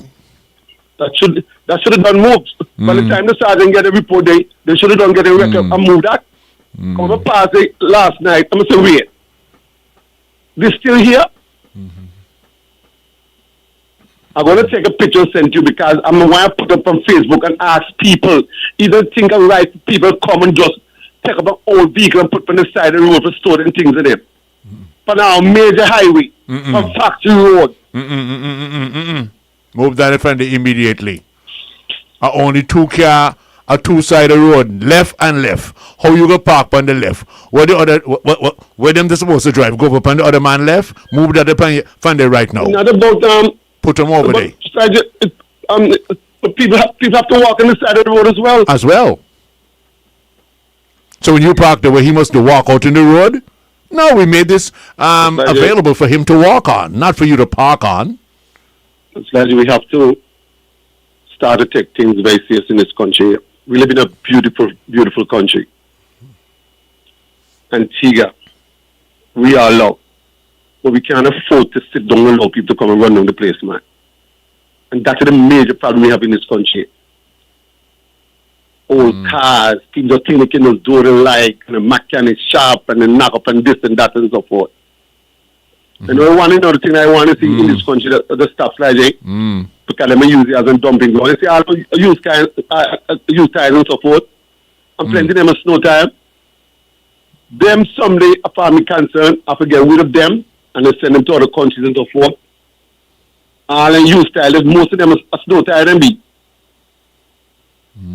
So using us as dumping ground by bringing in all them ton of old tire that can last for about 2 months on the road.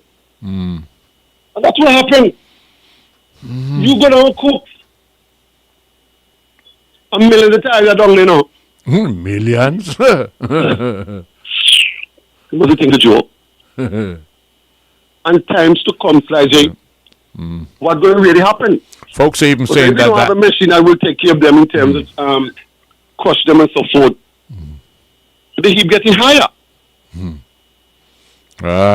Come on, guys. We have agencies that handle all kind of different things in our country, and let us all do our duty. If we all do our duty, we wouldn't have people like him calling in and saying this, and calling in and saying that, and calling in and saying that. But what we're doing without on the material? I mean, on the material. Well, that's our next story. Okay. Talking about material, Sly J. Okay, then you see me just looking for them little credence too. You know, somehow lazy and not do no work, but I also like to give a little credence to those who do work, and it may be that and it may be not that. Because when I go for pull out sorry, make sure when you pull out your sorry, you pull out your sorry for good reason. You can't go put sorry across nobody back and have the facts, you know.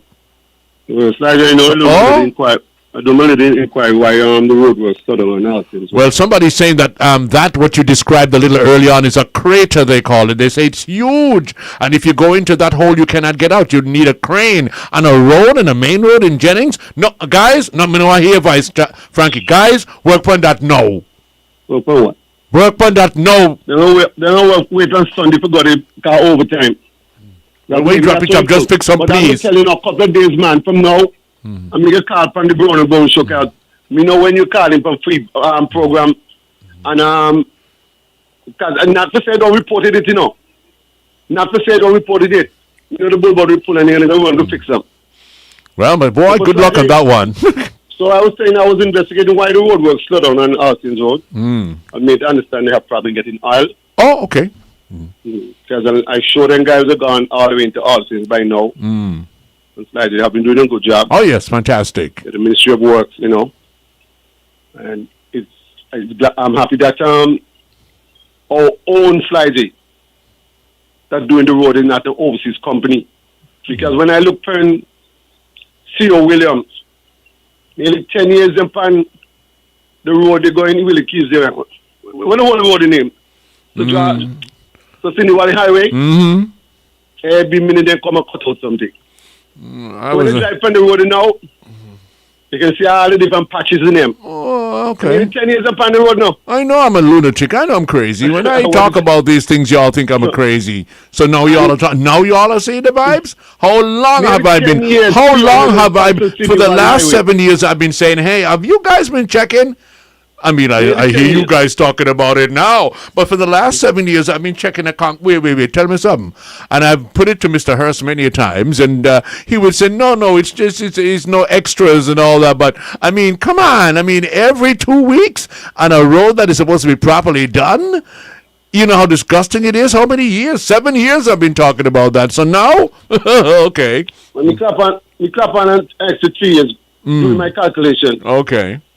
Yeah, and so guys, I'm happy that they allow the guys from public work to fix the Alston's road because they're doing a good job. Just, the government need to get the aisle so the work can continue. I made understand now a little problem with concrete as well. So the concrete okay would have that also slow down as well. But things are happening, Sly J. Oh yes, it is. This government is at work, and we'll tell the work continue because you know the people in them. They were saying, oh, after election, this could stop and that could stop. Oh, and people know they're not an aisle. That's why the road works stop. And you know, there's a war and there's problems of getting this and getting that. So that's another thing, Slightly. So somebody was asking me about your family. Which one of my family? The one from South that used to go all the carnival and them, all around the world. Mr. What become of him? Well, had an golden opportunity to live there forever and ever and ever and ever. I'm going to go puppy show himself. Boy, so I tell me put some word from the people in the constituency. They say, oh, they're see? Meaning they're big, they're ungrateful. They're no man grateful when they put him there. But no, they're ungrateful. He could have been there forever and ever and ever and ever and amen. But come on, puppy show himself. Like we haven't seen puppy shows before in our life. Like he in the very first puppy show that is ever coming. What all? You think the people in first South a proper representation of one on it? You know, one a clown is I don't know, cost you a bex my bex because you go puppy show yourself go on like an idiot, like I say, I want to see plenty of idiots and chopping this before. That's what had me. A Simon, I don't know. You could have lived there forever and ever and ever and ever and arm and all the labor maybe. Anyhow, Sly J, you take care of God's tomorrow. I'm just, I told my wife, I'm going to call her and say I have to add in the parish so I can see how she can cook. Let me say good morning to my good, let me say good morning to two special ladies, Sly J. Mrs. Simon in Bendel, I have to go look for to the Sly J.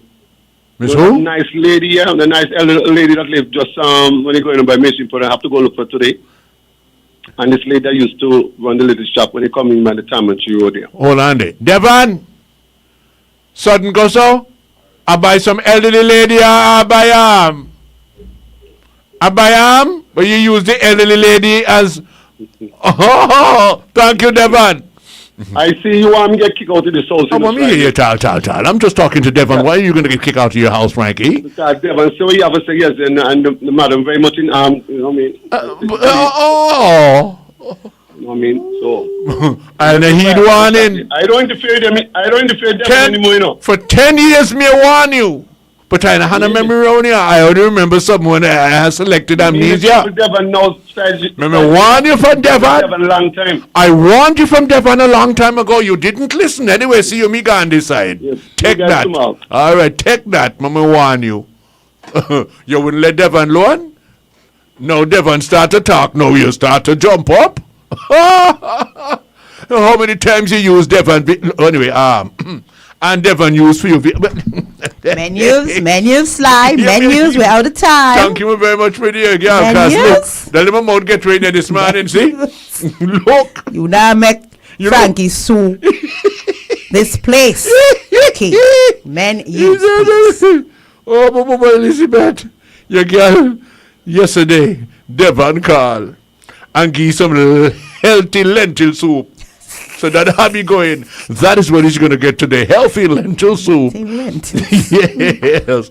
I also have garden salad, sweet potato salad, cucumber salad. I have carrots and beets. Clear throat. Yam and spinach balls today. I have farro and beans. I have roasted beans. I have salted okras today. Tofu in garlic. Ooh.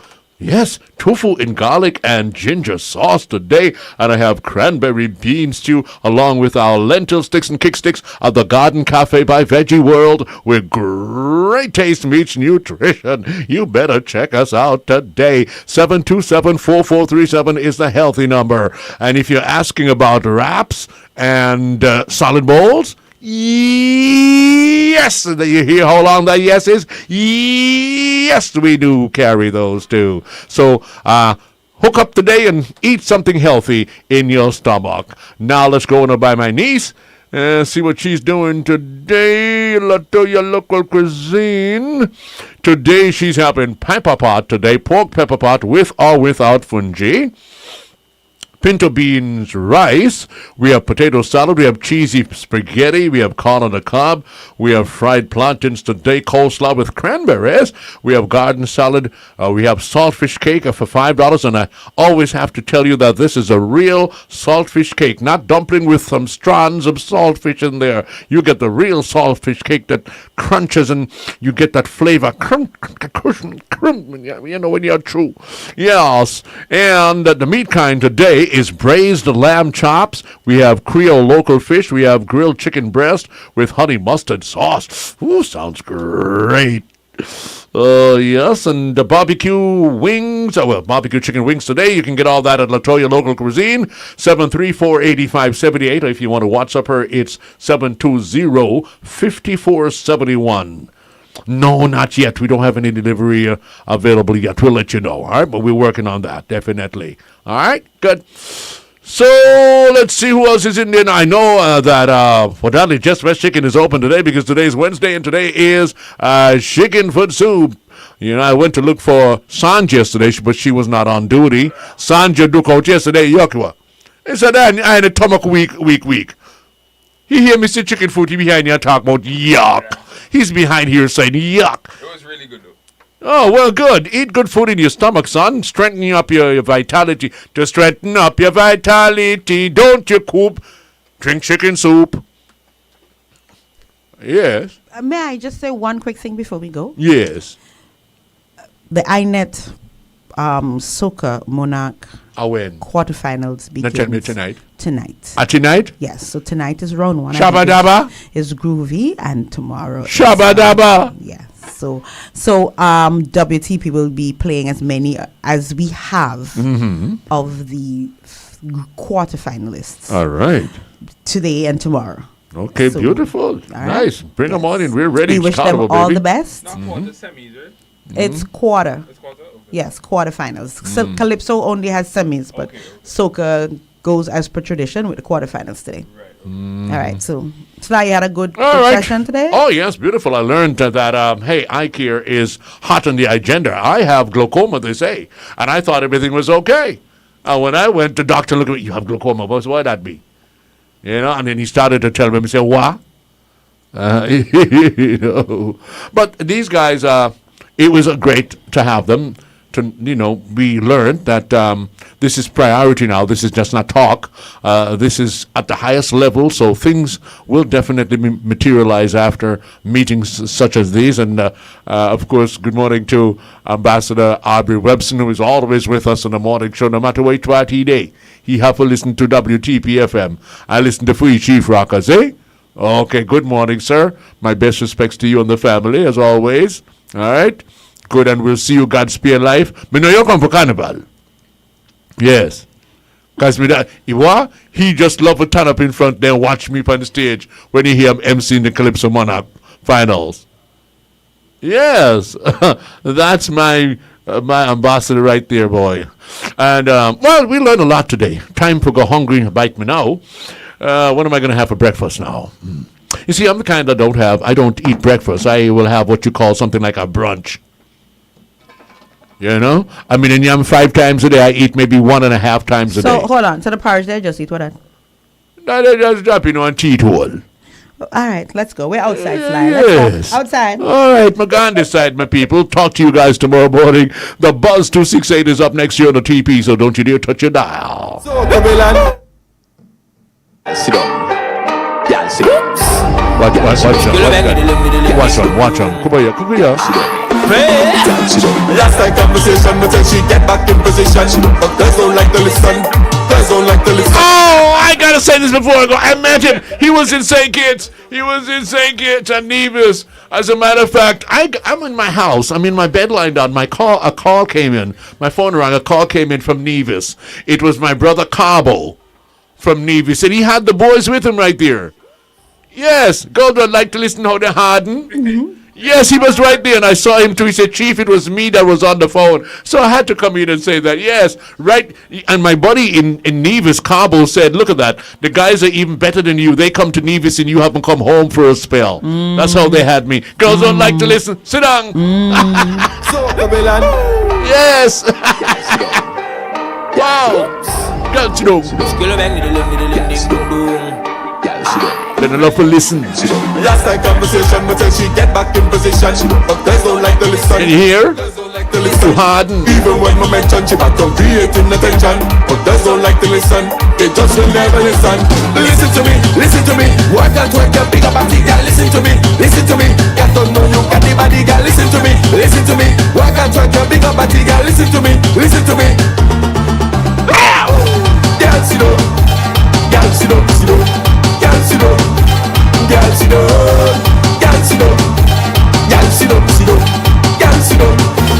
Girl, sit down. She hardened, so she in a problem. They not spend unless her knees start bend. Girl, sit down. She fly like Humpty Dumpty, pan the gum. She give me some, make she turn, but jump for fun. Last night conversation, but then she get back in position. But girls don't like to listen. Even when I mention she back on creating attention. But girls don't like to listen. They just will never listen. Listen to me. Work and twerk your big up body, girl. Listen to me. Got to know you got the body, girl. Listen to me. Work and twerk your big up body, girl. Listen to me. Girl, sit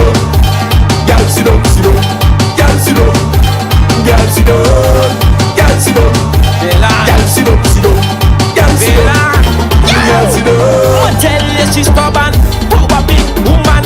After my bed she back, my chuck it and she start for bubble.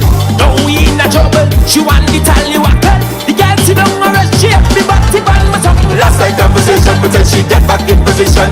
But girls don't like to listen. Even when I mention she back on creating attention. But girls don't like to listen. They just will never listen. Listen to me. Work and twerk your big up body, girl. Listen to me. Got to know you got the body, girl. Listen to me. Work and twerk your big up body, girl. Listen to me. Girl, sit down.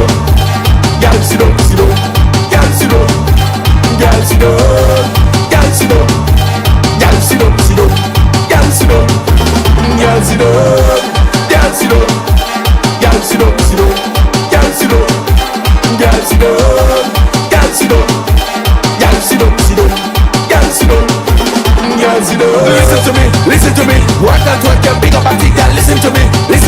Got to know you got the body, girl. Listen to me. Work and twerk your big up body, girl. Listen to me. 93.5 FM, WTP.